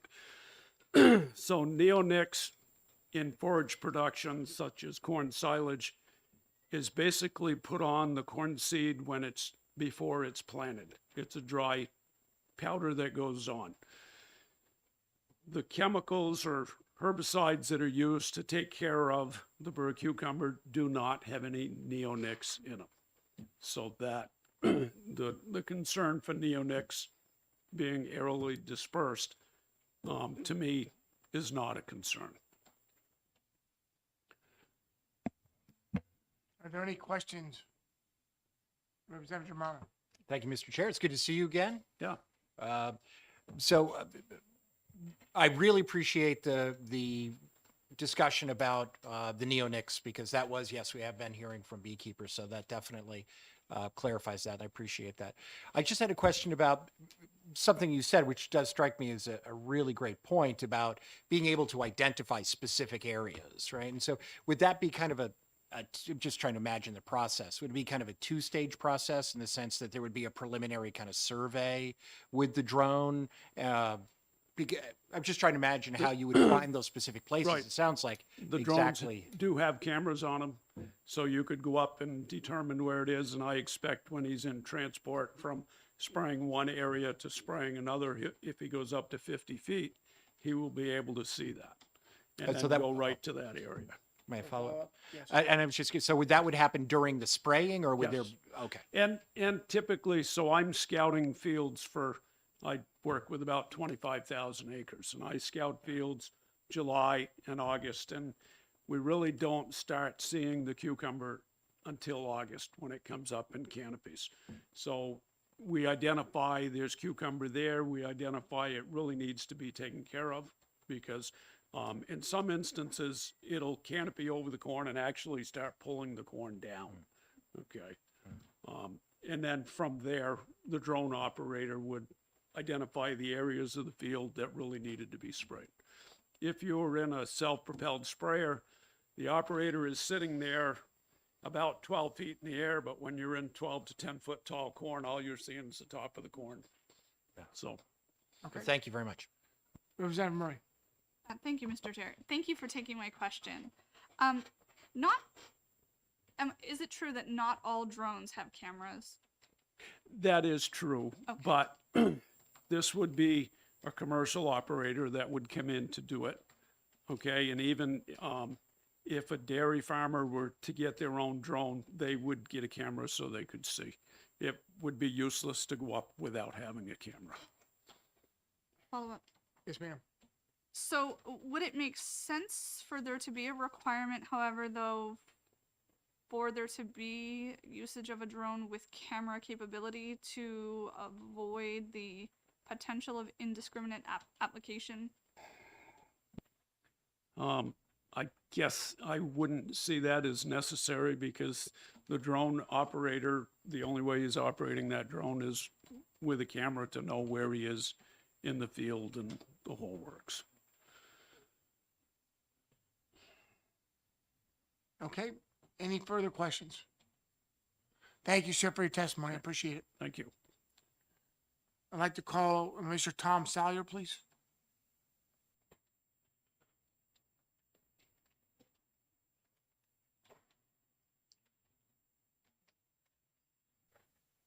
Hi, my name's Tom Sawyer. I'm a dairy farmer from Walpole, New Hampshire. We've put in about 250 acres of corn silage, and I was one of the ones that had a problem last year. In August, I looked into this, trying to get a drone person from New York to come and spray my fields because it was August, and he was more than willing to come, and we went back and forth for about a week, and he said, we just can't do it because of the pesticide rules and that. So that's the big things that, we went in and sprayed it with a land, drove over a lot of corn, and it was better than not spraying it, but we lost on the acreage that we had to respray, we lost a lot of corn. And so we were just hoping to get this, so that we could do it this year if we need to. And, I talked with him some, and hopefully it'll come to get it through and get this done. And I'm sorry, are you, okay, so, and this bill meets the requirements that would allow you to do that? If this bill passed, would you be allowed to do that as you planned? That's what I was hoping, but now they brought up a couple other things that hopefully we can get worked out. But that was, yes, that's what Okay. the gist of it was. Cool. And Any other- there are some different ways, like this spot spraying. There's also some other, like they come in, the person I was working with, he had, can't remember how many drones he has, but it's like 3 or 4 drones, and he, like he sends one up and starts spraying and sends another one up, and it's computerized, mapped out. He can do it different ways with maps. So it's not like if he's doing like a certain field, that square right there, it would be computerized, and the drones would just spray it and then come home, the side of the field, whatever. But, and then if you're spot spraying, you can get up there and see where you need to spray and go to that spot and spray it. So fairly accurate, very reliable, would you say? Very accurate from what I've read. I've never done it, and as Tom Beaudry said, I don't believe that you'll see farmers themselves doing it because you've got to get licensed to fly the drone and pesticide application. And a lot of farms have gone to hiring it done just because it's probably safer. They know the rules better. But I know that they can like directionally spray. So if they're going along, instead of just spraying straight down, they may tilt a little bit, the nozzles and stuff like that. So I think from everything I've been told, it's very little drift, and so that's what we're shooting for. No, thank you. Any Representative Bixby? Yes, thank you for taking my question.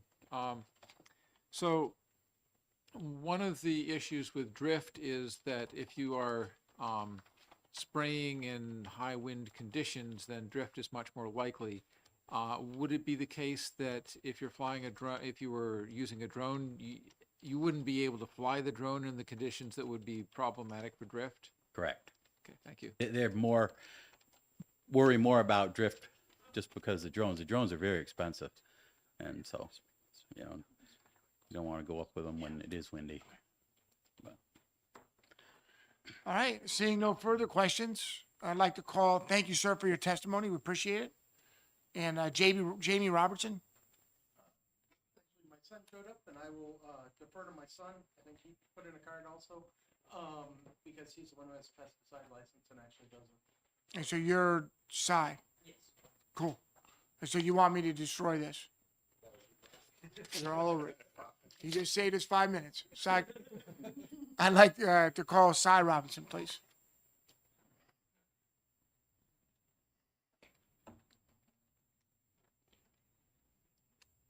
Hi, I'm Cy Robertson. I farm with my folks, milk cows in Hawkington, New Hampshire, and we also raise about 150 to 200 acres of corn silage and then a few hundred acres of grass also.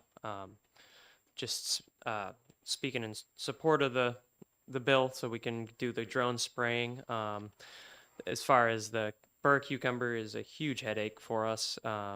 Just to give you an idea, you know, when we've had issues with it not getting sprayed in time, and on certain fields we've lost more than 2/3 of the corn that we basically have to run it over with the trucks because the harvester won't pick it up. It plugs the harvester up so bad that we just end up running it over and leaving it in the field. And where we, to avoid that, we have gotten custom operator in to spray with their self-propelled sprayer, like we've heard a few times now. And that's saved the corn for the most part, but we still have, you know, the wheel tracks through the field obviously are knocking down corn and damaging it, which is better than 2/3 loss, but still an amount of damage that we could avoid with drones. As far as, you know, the height with it, whether it's more like spraying from the ground or more like spraying from an airplane, I think that question was asked earlier, where with the custom operator, their spray boom is, you know, around 10 feet off the ground already, so it wouldn't be significantly different if we were flying a drone up to 20 feet, you know. And the other thing that I've heard, again, I haven't, like Tom was saying, I haven't done any drone spraying myself, but talking with folks that do work with it, that down pressure air from the drone propellers actually helps push the spray down and keep it from drifting away from the field from where you want it directed. I don't know if you guys have seen any burr cucumber, familiar with it, but the cornfields over by the hospital off the exit 2 on Clinton Street, those fields have had issues with burr cucumber, and you can see it. It'll climb right up. It's got big wide leaves on it, and it'll grow right over the top of it and knock it all down. But yeah, so I think it would be a real important for us. Financially, it would help us reduce our pesticide usage for the reasons that have been spoken to. And then the other thing is that as New Hampshire has got fewer and fewer dairy farms, it's harder for custom applicators to justify buying a $3.5 or $750,000 machine, where the drones are much more affordable.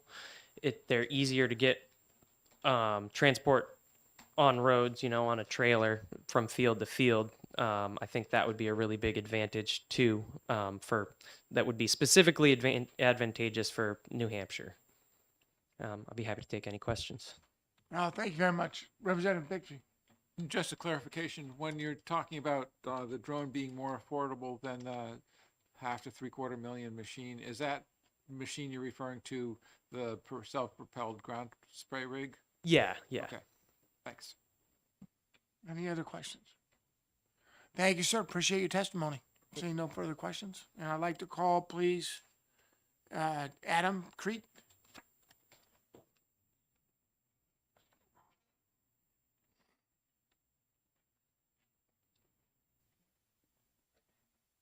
Good afternoon. I'm Adam Crete. I've got a dairy farm up in Boscawen, New Hampshire. I grow about 400 acres of corn silage. I'm in support of this bill, as I would believe it'd be advantageous for us as far as reducing our fuel usage, our chemical usage, getting out on the fields when a lot of times you can't with a tractor. You know, if you get a big rain event, which seems like happens a lot lately, usually it could go a week before you can get out there with a tractor. You know, with a drone, you can get out there the next day. It's it's be short and sweet, but I'm in support of this bill. No, that's perfect. Thank you, sir. Appreciate your testimony. Any questions? Seeing no questions, very important testimony. Thank you so much. Thank you.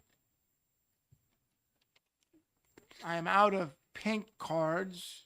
Any alibis that would like to speak? Seeing none, I'll close the hearing on 1698.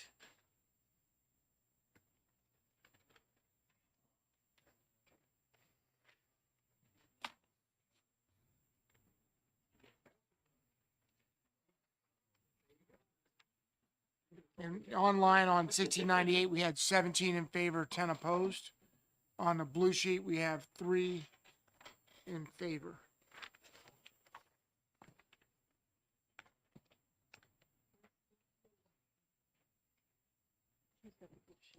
I do. Thank you, everyone, for coming out to testify. We appreciate it. Barbara.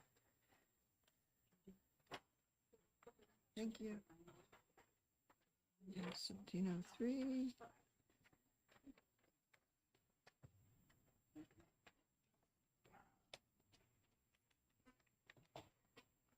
Okay.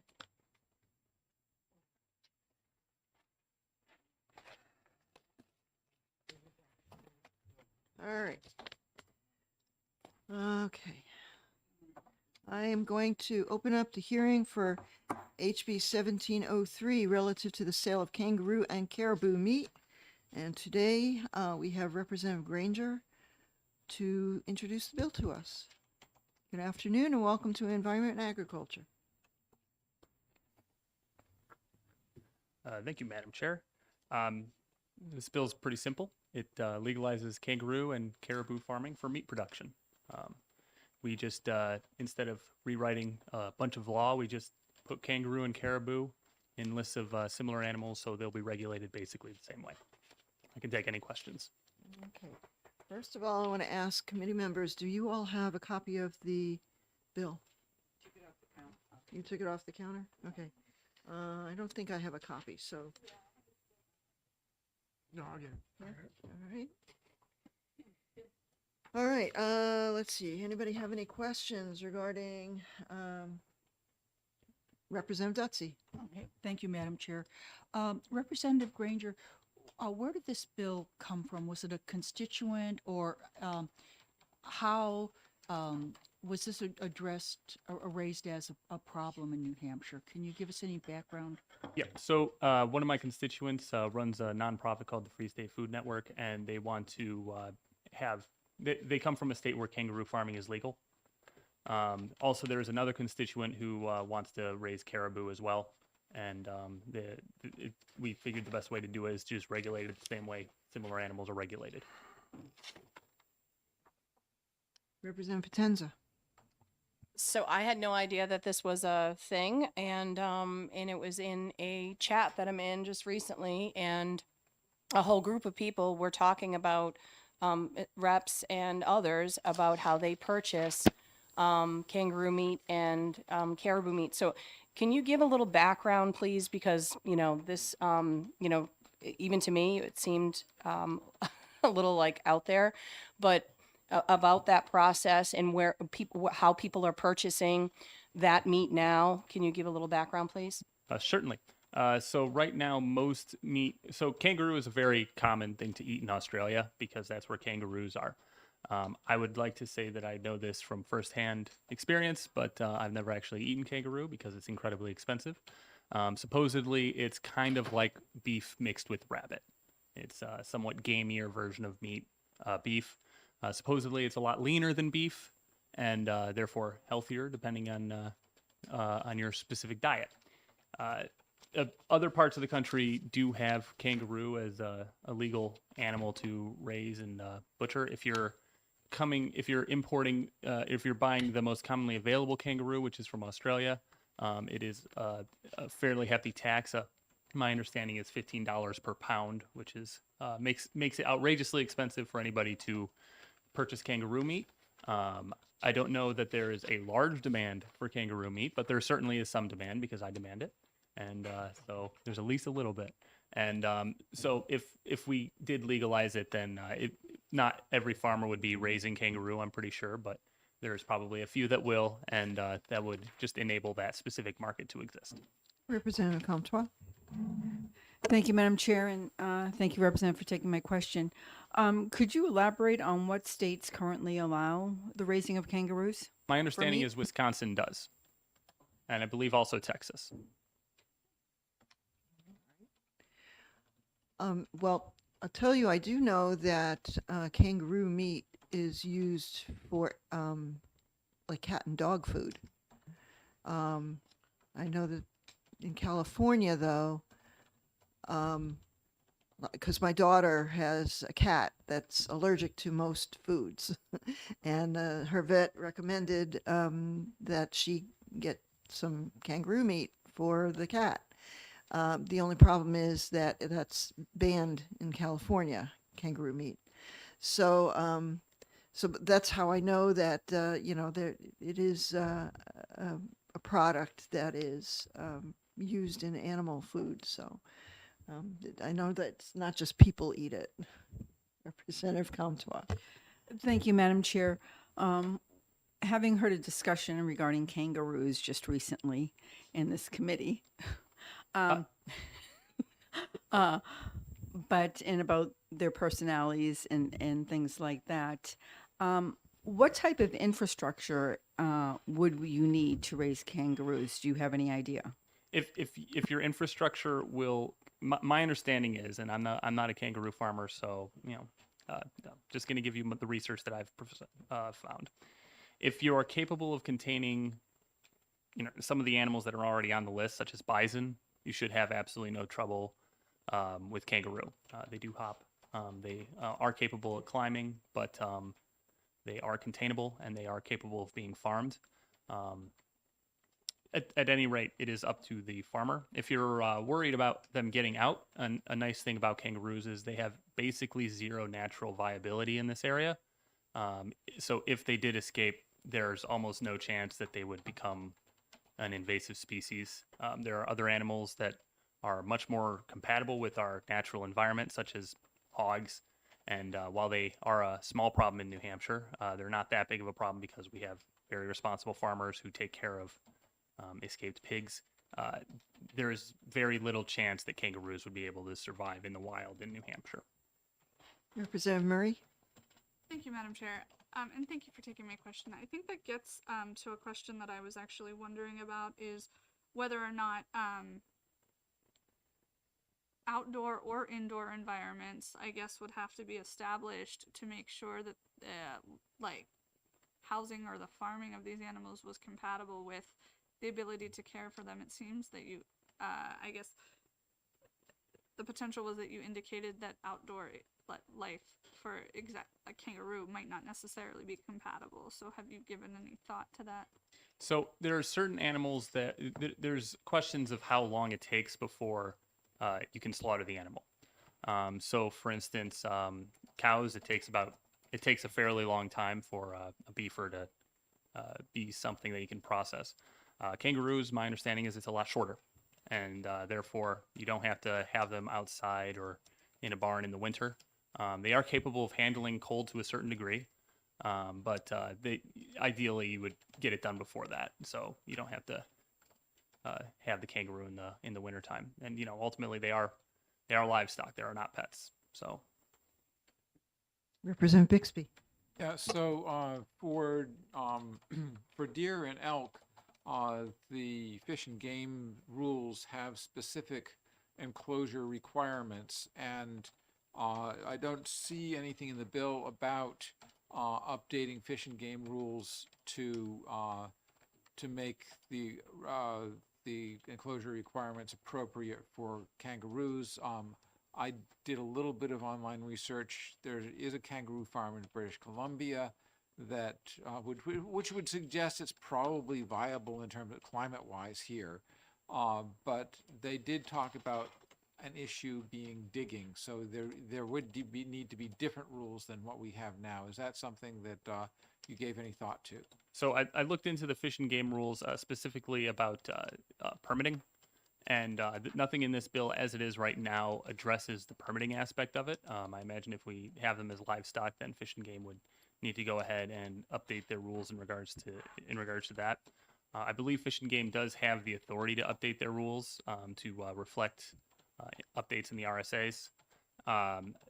If something needs to be addressed specifically within this bill, I think an amendment would be in order. I tried to make sure that we dotted our T's and crossed our I's, but when it comes to actually containing the animal, if you're importing an animal from Australia, you don't want it to you don't want it to get out. So it would be in the farmer's interest to make sure, just on their own, even without any rules, to make sure that the animal doesn't escape.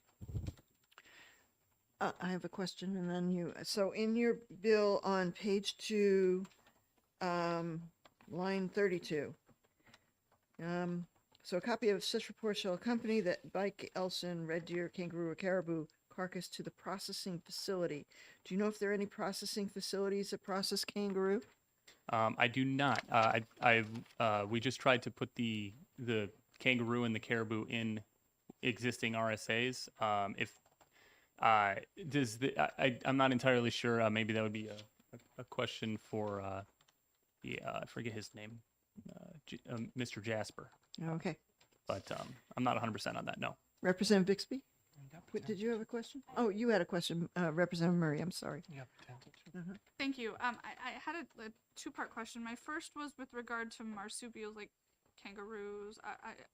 Has our state veterinarian weighed in on zoonotic disease transfer or any concerns around those issues with regard to kangaroo? So we did look into diseases that kangaroos carry, and if you'll notice on, is it the second? Okay, it's on page. It's on the third page, line 8. We didn't include caribou in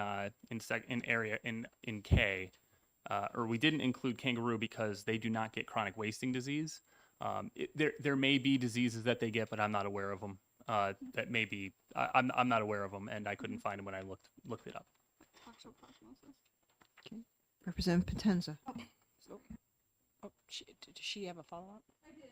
Go ahead. Oh, I'm sorry. Go ahead. Follow up. Hey, and I was just going to say with regard to Cervidae, so most of what is referred to in this bill is Cervidae species prior to your amendment. So the addition of a marsupial into this, that was my other question.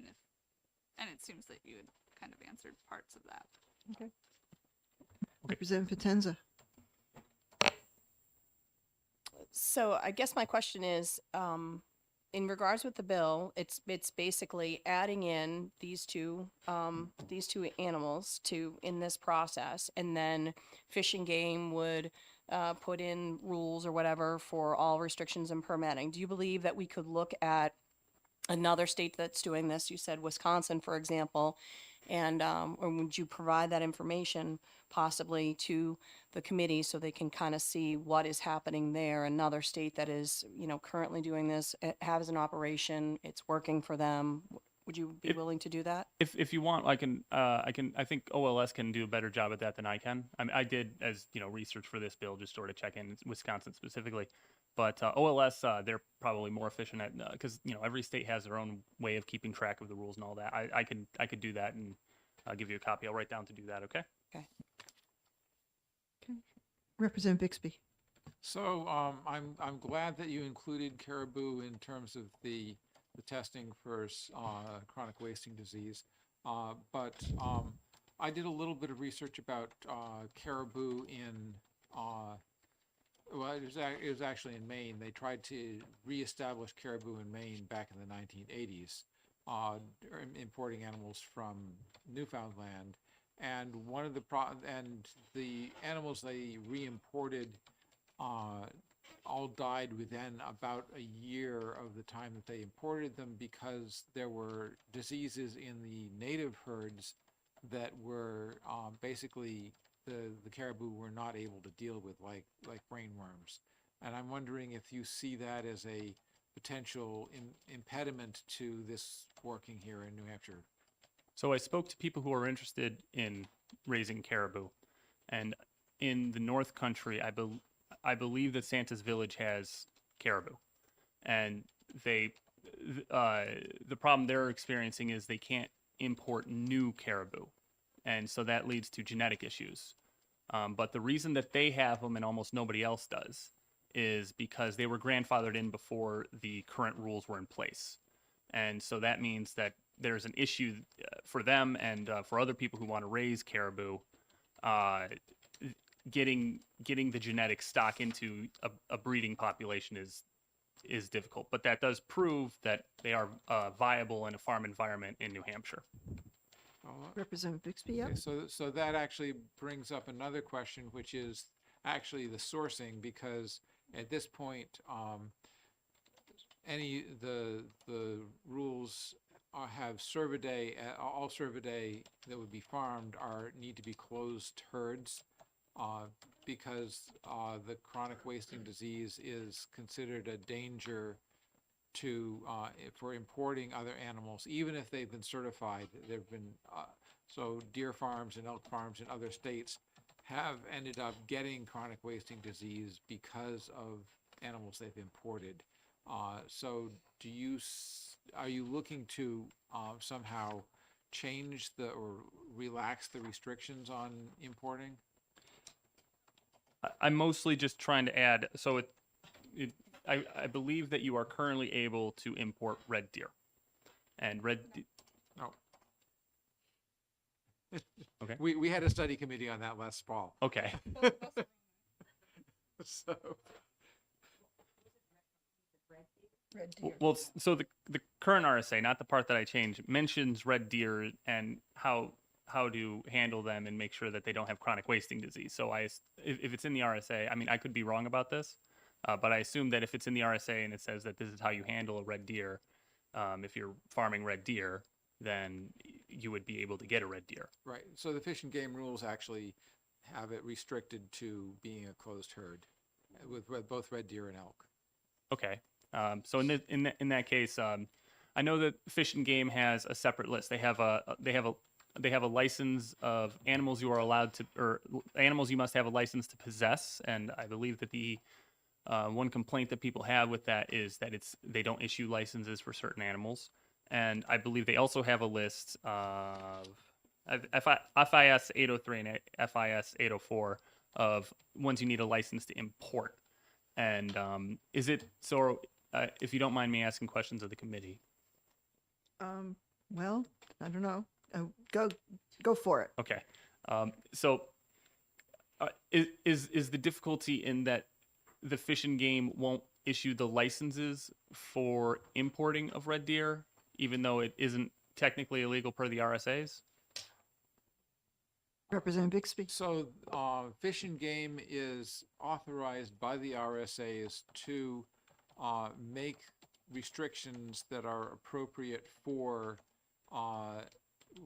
any disease issues that they identify with any stock of animals. So so they are authorized by the RSAs to say, no, you can't import red deer, no, you can't import elk, and the basis for that is the chronic wasting disease. And New Hampshire is currently free of CWD, but other states not too far from us have had CWD enter through farmed animals, like New York had an issue with that.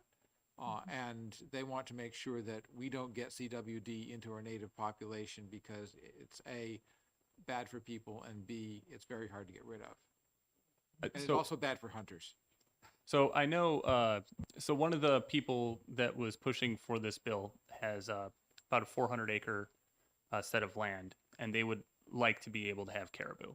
And he has done a lot more research into this than I have, and he wasn't able to be here today. However, I can get him to give written testimony addressing that if you'd like. Sure, thank you. Any other questions from the committee? Seeing none, thank you, Representative Granger. Thank you. And I just called now Dan Bergeron from New Hampshire Fish and Game.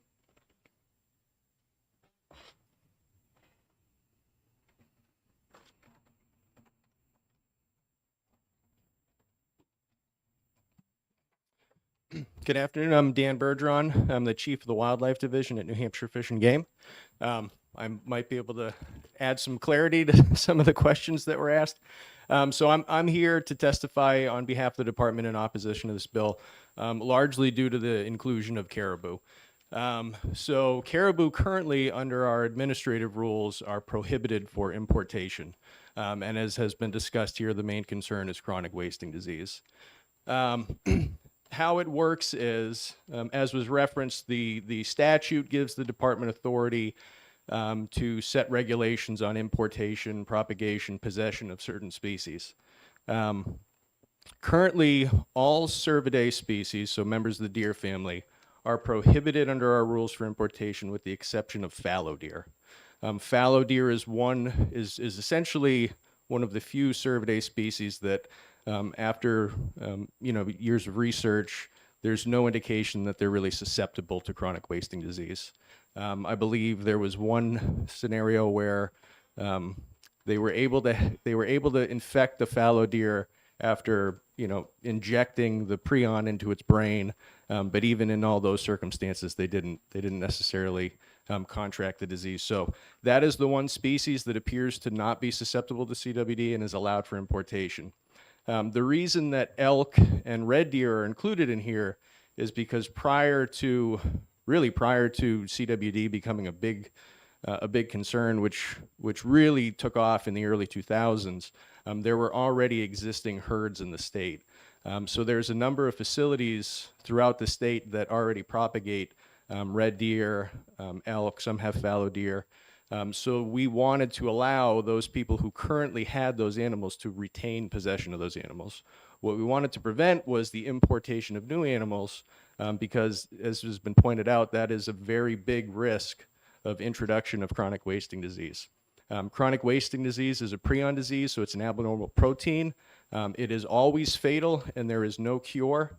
And it is very, very expensive to contain the disease once it establishes itself. State wildlife agencies end up spending millions of dollars. They usually do drastic herd reductions. This would impact, if chronic wasting disease were to get into the state, this would impact our native deer as well as our moose population, which is already, as most people know, facing some pretty serious threats through the mortality based from winter tick. So we have concerns that, again, nothing in this bill would allow the importation, but what it would do is create a market for caribou, and we think a desire for people to try and force us to remove caribou from that restricted species list for importation. And I'm happy to answer any questions. Representative Bixby. So do you have any objection to kangaroos? I don't know a lot about kangaroos. Not as pets, but as livestock. Our main concern is caribou. It's a little concerning to have it added into our RSA to just say it would be allowed without a permit. We'd like to retain, because within the administrative rules that are associated with this RSA, we have different categories of species. So there's prohibited species, controlled species, non-controlled species. We'd like to be able to retain the authority to put that maybe on a non-controlled species list. In the event that a disease were to pop up, we could easily move it to a prohibited species list. But our main concern is certainly with caribou because of chronic wasting disease. Representative Murray. Thank you, Madam Chair. And thank you for taking my question. Have you had a chance to talk with the state veterinarian or even Health and Human Services around zoonotic diseases that caribou might carry and pose concern or threat? Yeah, there's. And kangaroo, sorry. I don't know if I said caribou and kangaroo. Yeah, kangaroos, I'm not aware of any. I do speak fairly routinely with the state vet. I'm not aware of any that kangaroos carry. I'm not aware of any zoonotic diseases that are of great concern with caribou either. The main concern is chronic wasting disease. Currently, there's no solid evidence that chronic wasting disease is transmissible to people, although there has been some research with primates that suggests that it's possible. So CDC's current recommendation is that people do not eat known infected venison from cervids that are known to be infected with chronic wasting disease. But as far as zoonotic diseases, I know white-tailed deer, there was some recent work that showed that white-tailed deer were capable of contracting coronavirus. Whether or not that's been documented in caribou, I haven't seen. But again, even with COVID and white-tailed deer, there's no indication that that's a risk to humans. Right, follow up. Thank you. One of the things that I had recently read was from the University of Texas, where there are some herds of kangaroo that they are studying, and that was around toxoplasmosis. And as a woman who, anybody who's pregnant can have the exposure in cats to toxoplasmosis. So a similar concern has been raised through the University of Texas about toxoplasmosis in study environments. So I would want to be very careful if we're looking at herds where there's the potential to, if there's susceptibility between cats and humans and the kangaroos themselves. So I'd like to know a little bit more, and I don't know if you could procure any more information on that. That would be helpful. Yeah, and I can certainly coordinate with the state vet. He would probably be better to answer some of those questions, but we could work together to look into some of that in terms of what zoonotic diseases maybe kangaroos are susceptible to. But again, our main concern from a wildlife perspective and the department's perspective is chronic wasting disease. Okay. Any other questions? Representative Potenza. I just have a quick question because definitely not educated in chronic wasting disease. So, so if you're going to import an animal, is there any way for you to know? Because I know the duration, right? Yep. I know there's from exposure.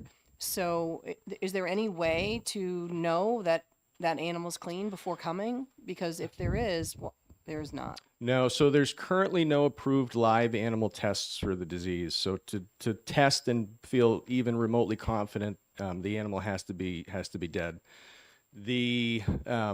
So there's, animals can take up to 18 months to even exhibit symptoms.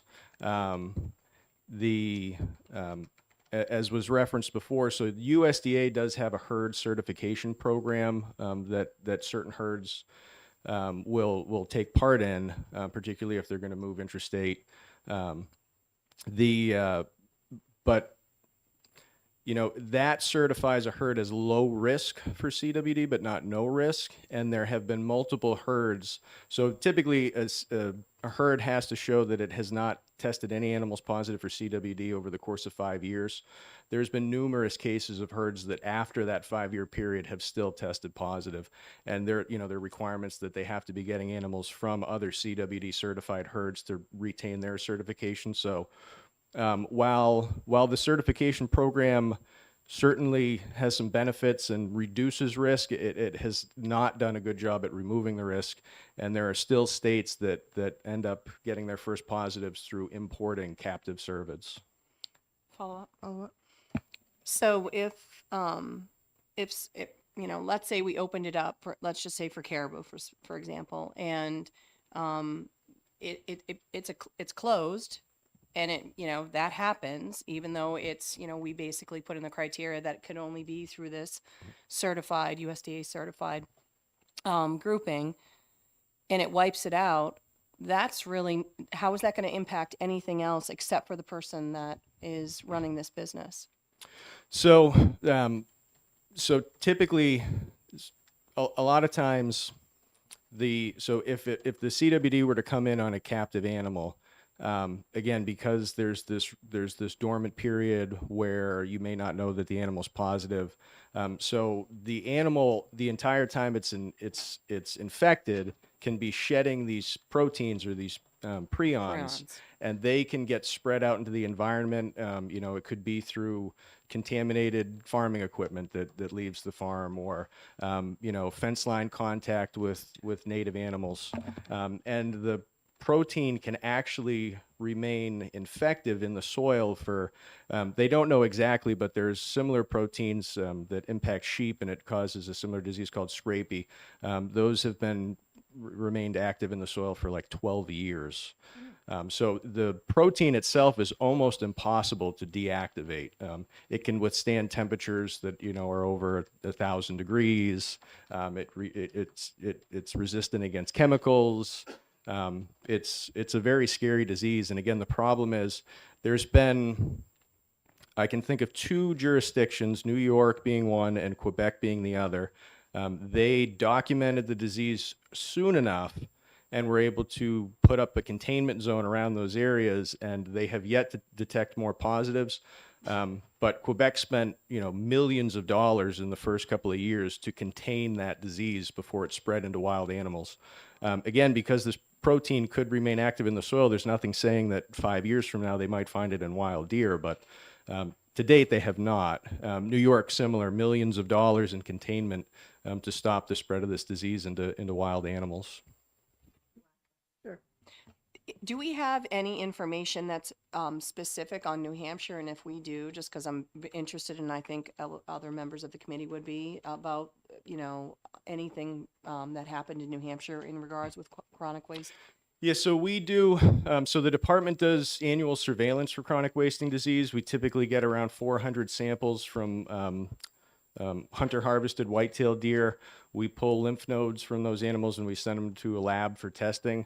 That gives us some confidence that if we were to have it, we may find it. We also test any suspect animals. So if there's any animals that are displaying, your typical symptoms of chronic wasting disease, we'll euthanize those, pull samples, have those tested. To date, we've been doing that testing since about 2002. We've yet to find a positive. However, I won't remember the state offhand. I want to say it was Iowa or Idaho. About 4 or 5 years ago, when they first detected chronic wasting disease, I don't believe they did annual surveillance. They detected the disease, they ramped up their surveillance, and it was very evident that that disease had been in that state for quite some time because they were finding it very far from where the first cases showed up. So again, it was kind of lingering in the state quietly for a number of years before they finally found a positive. And then when they increased their surveillance, they found out they had it far more widespread than they had initially thought. Representative Murray. Thank you, Madam Chair. And isn't it true that chronic wasting disease is neurodegenerative? It is, yeah. Okay. Any other questions? Thank you, Mr. Bergeron. Thank you. Really appreciate your testimony. Joan O'Brien, New Hampshire Animal Rights League.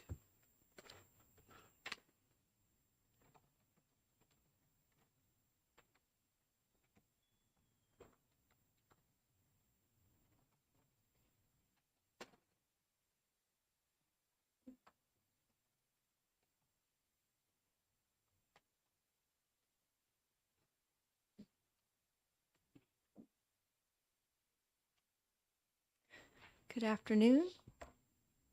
Good afternoon. So, on behalf of the New Hampshire Animal Rights League, I would respectfully request that the committee oppose House Bill 1703 to allow the raising, butchering, and sale of kangaroo and caribou meat in New Hampshire. Big surprise. Our concerns center around animal welfare, but I also want to comment on something that didn't come up when the sponsor introduced the bill, but that came up in the press around the bill. I think some people from the Free State Food Network were interviewed, and I read some things. And what they were saying was that this would be a more sustainable way to farm animals, and that's why they were bringing forth this idea of kangaroos, who basically produce no methane as compared to a cow. And I guess caribou are more sustainable because they eat very little. So I was expecting some discussion around that since I had read that in the paper, and I am going to comment on that. But first, the welfare concerns, the challenges of kangaroo farming aside, not having been domesticated yet, kangaroos, and to a lesser extent caribou, have the potential to suffer from the confines and husbandry practices of farm life even more than domesticated farmed animals do, for the following reasons. Kangaroos are accustomed to traveling many miles a day and are known to die of stress when confined. Climate-wise, caribou could conceivably do better in New Hampshire than kangaroos. However, given that these animals are known for having the longest land migration on the planet, they walk 2,000 miles a year between their winter and summer grounds. Confining them would be unnatural at best. So regarding the Free State Food Network's press around this being a more sustainable way to raise animals for food, I really appreciate that that came up in the press because it shows that people recognize that animal agriculture is a major source of carbon emissions and climate change, which is a topic that was addressed in a recent talk by Dr. Allison Leach of the UNH Sustainability Institute. And I've got some information about that on the back. But this bill only allows for kangaroo farming on a small scale in the same way that deer, bison, and so on are farmed in New Hampshire to serve a niche market. It's unrealistic to expect that allowing kangaroo and caribou farming in New Hampshire would have a significant impact on climate. Swapping cows for kangaroos on a scale large enough to mitigate climate change would require a complete remodel of the current beef industry, from which crops we grow to feed our animals, all the way to the design of slaughterhouses. Rather than adding 2 new animals to the menu, the Free State Food Network and others wishing to reduce carbon emissions could simply eat less meat or none at all. Thank you. Okay, any questions from the committee? Seeing none, thank you so much for your testimony. And I now call Commissioner Sean Jasper from Department of Agriculture.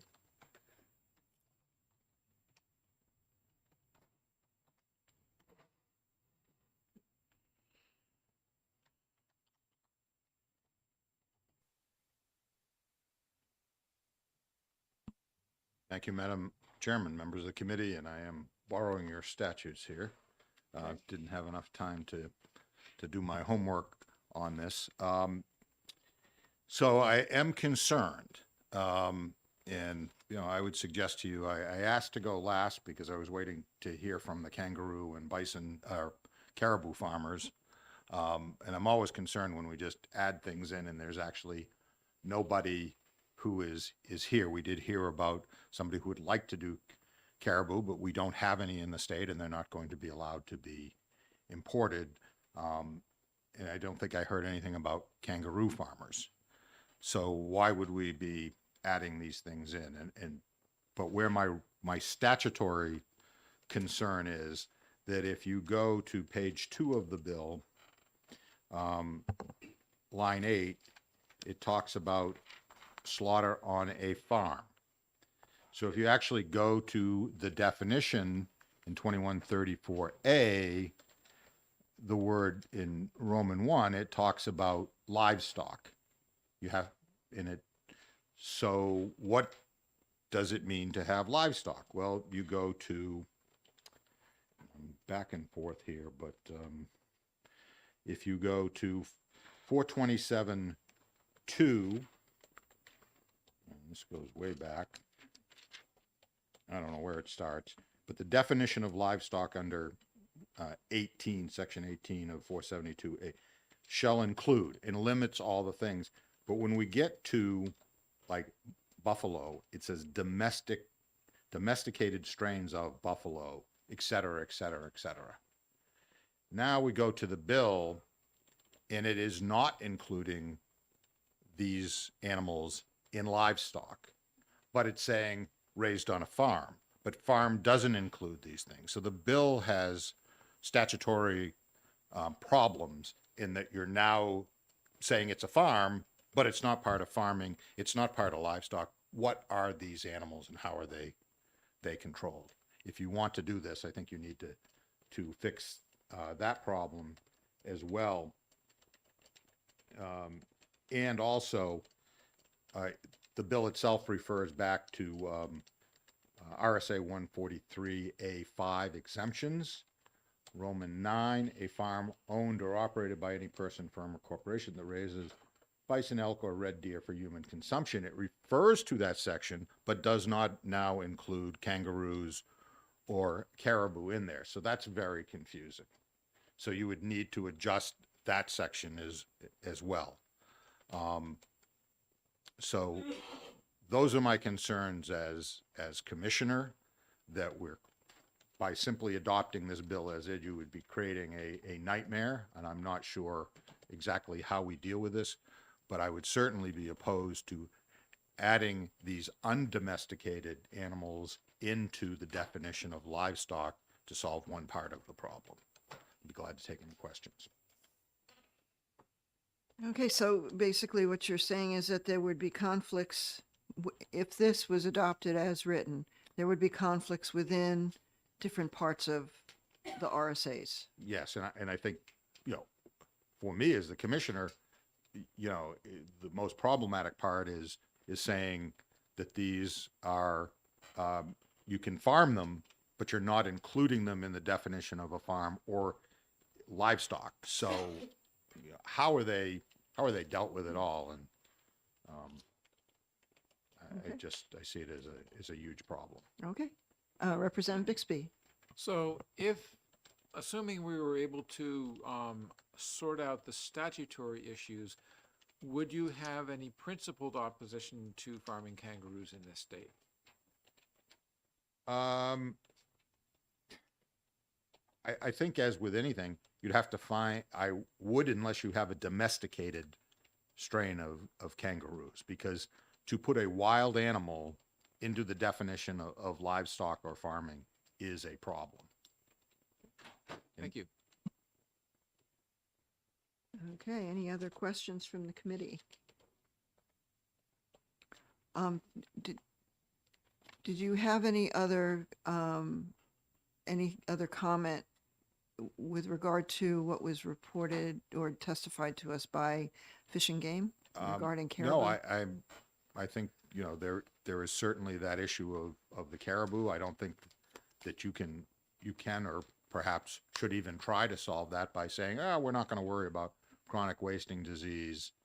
We'll just let them come in, and I think that's a problem. So I support their testimony in that area, and I think that since we don't have caribou here, why would we want to bring them in? I'm told they don't even have any caribou in Caribou, Maine anymore. So really. So I don't know where these would come from. And again, I think we're reacting to, with this bill, there's a reaction to something that is more, gee, wouldn't it be nice if, rather than we have testimony from people who have come in and say, well, here's a domesticated strain of caribou, and I've had experience in raising caribou. Here's a domesticated strain of kangaroos. I've had experience in doing that. I'm very concerned about just saying, oh, well, we'll put something in and they will come. Then who's going to deal with the fallout from doing something that is not thought about in terms of how do we regulate this? Leave the caribou out and just think about kangaroo. We don't have any native kangaroos, so how are we going to deal with them? They're not defined as livestock. I wouldn't want them defined as livestock. What are we doing to make sure that we're not bringing diseased animals into the state? How are they going to be cared for? Certainly the state veterinarians don't have any experience in that right now. We get called in on to assist the police with animal abuse cases. How would my people do a body score on kangaroos? I don't believe that they've had any training on the care and body conditions of kangaroos. What are they supposed to look like if they're healthy? What do they look like if they're not? How do we do this? I mean, there is a whole lot of things here that aren't thought about in this bill. It's just like, okay, let's just do this. Just throwing a bomb into the middle of things. We actually haven't had any testimony submitted from the state veterinarian, and I wonder if you may reach out to him and ask for him to submit some sort of opinion or thoughts regarding this bill. I mean, aside from the caribou piece, which we already understand that there's a very possible issue of chronic wasting disease, but I'd be interested to know if he has any, if he would like to weigh in at all with any kind of zoonotic issue having to do with kangaroo. I can certainly ask him. He's very, very busy. And so if this is something that this committee is seriously considering passing, then I could task him with that. I would rather not if my concerns haven't been enough to say, we need to look at this more. If you're saying, well, Commissioner, if we don't get testimony from the state veterinarian, we're probably going to pass it. Okay, I'll do it. But I really... No, that's not my intent. No, I understand. I'm just saying, he is so backed up with so many things. It's an area I know he has no expertise in. I can assure you that the state veterinarian has never dealt with a kangaroo. And so asking them for this to spend time, I mean, I appreciate what you're looking for, but I really hate to task him with this if I don't have to. Representative Potenza. Now, I wouldn't have had a question, but because you kept having some excellent testimony, now I have a question. So, okay. So let's say that, a group from, let's say it be Texas or Wisconsin, and they have been producing this. They want to come to the Live Free or Die state, whether it be caribou or whether it be kangaroo. Would the department, and do you think would Fish and Game be willing, if there's someone that has, background, expertise, have done this in another state that is in operation, would we be willing to look at it? Well, I'm going to tell you, I would put that on Fish and Game. I know the answer to Yes. caribou because of the testimony we've heard here. I, again, would be opposed to putting kangaroo in as livestock. So that would go back to Fish and Game. How would they like to handle it? I would just tell you, this isn't, by talking about farm-raised kangaroos, you really need to amend the definition of farming and of livestock, which I would oppose because I believe these are wild animals, not aware of domestic strains. I mean, I suppose if somebody, oh yeah, here's how you domesticate a I understand. kangaroo. I mean, we're off into this, this area that I don't even know why we're going there, because you don't have anybody here coming saying, hey, I want to start farming kangaroos, and we're taking up this time. And, I appreciate that's what the legislature does. But please, unless you're serious about, hey, we think kangaroo farming is the greatest thing since sliced bread, I mean, please. Yeah, I'm really more on the caribou side than Yeah, and on the that's- kangaroo side, but And that simply, I can tell you that Santa's Village, they are getting in a situation where their genetics is very questionable, and they have some great protocols. They're not going to be allowed to bring more of those reindeer in, and so certainly, and they're already here. So certainly for Fish and Game to say, oh yeah, let's bring something in we don't have. so is Santa's Village gonna eventually not have reindeer? Oh no, okay, I'm not. I can't speak for them. I'm telling you, it's a concern, and I've been involved in discussions on that, and right now they are not being allowed to import anymore.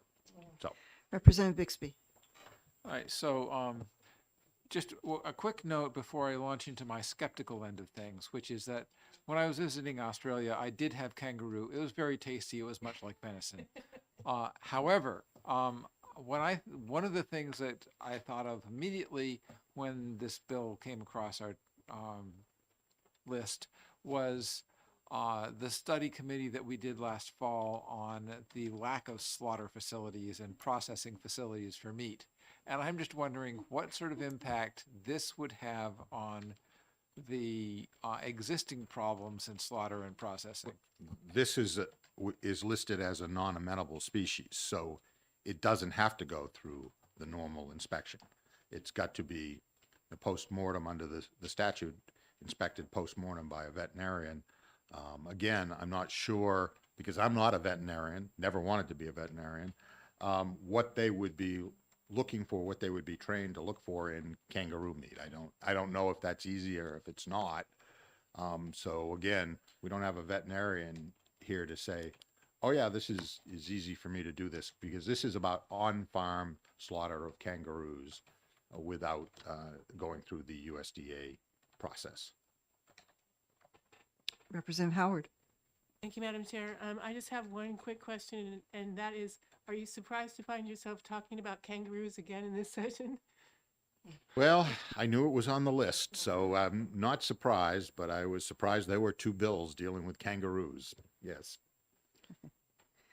Any other questions for the commissioner? Seeing none, thank you very much. We appreciate it. Thank you. Anyone else wish to speak on this bill? I'm looking at DHHS food safety. No? Say a few words. I don't know.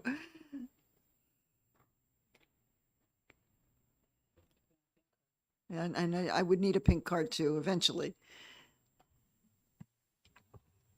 Good afternoon, members of the committee. Thank you, Madam Chair, for allowing me to speak on HB 1703. For the record, my name is Colleen Smith. I'm the administrator for the food protection section within the Department of Health and Human Services. While the department isn't taking a position on this bill, for reasons that have been covered, we haven't had anyone come to us expressing that they want to offer either of these meats for sale.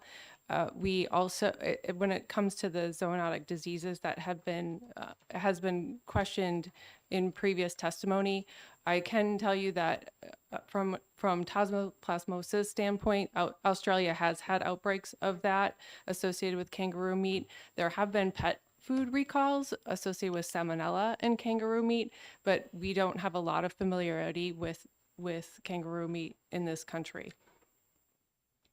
And happy to take any questions that the committee may have. Do you know if anybody imports already processed kangaroo meat and sells it in their stores in New Hampshire? So yes, that would be allowable. Imported That's allowable. Kangaroo meat, Okay. yes. Okay. All right. Any questions? Seeing none. Thank you. Thank you for bringing that out too. Appreciate it.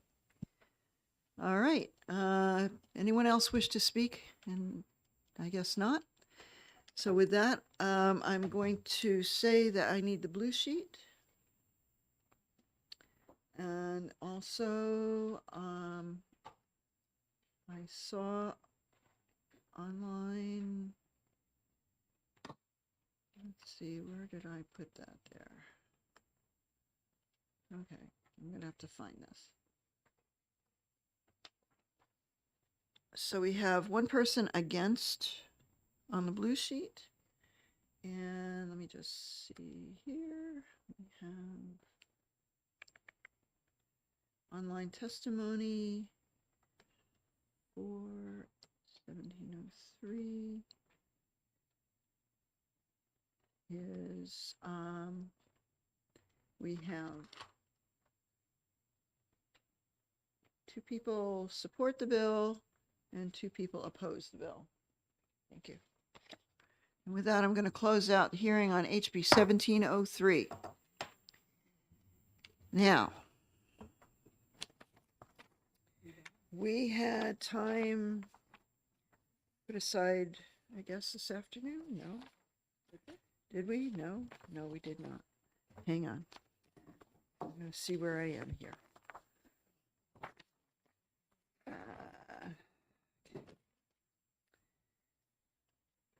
All right, so we had at 2:30 scheduled a work session for HB 1575, HB 1698, and HB 1703. HB 1575 we have already exec. So I don't know if you want to take any time right now to talk about HB 1698 or HB 1703. We could add that next week at 10 o'clock, we're going to have a work session on the paint recycle bill and also the drone bill, because I'm planning on working on an amendment to bring to the committee to fix that 55-pound limit for drones. And I think I have a solution for that, referring to a different section of New Hampshire law, actually. There is a section below the section that's mentioned, instead of let's see. Where is it? Yes.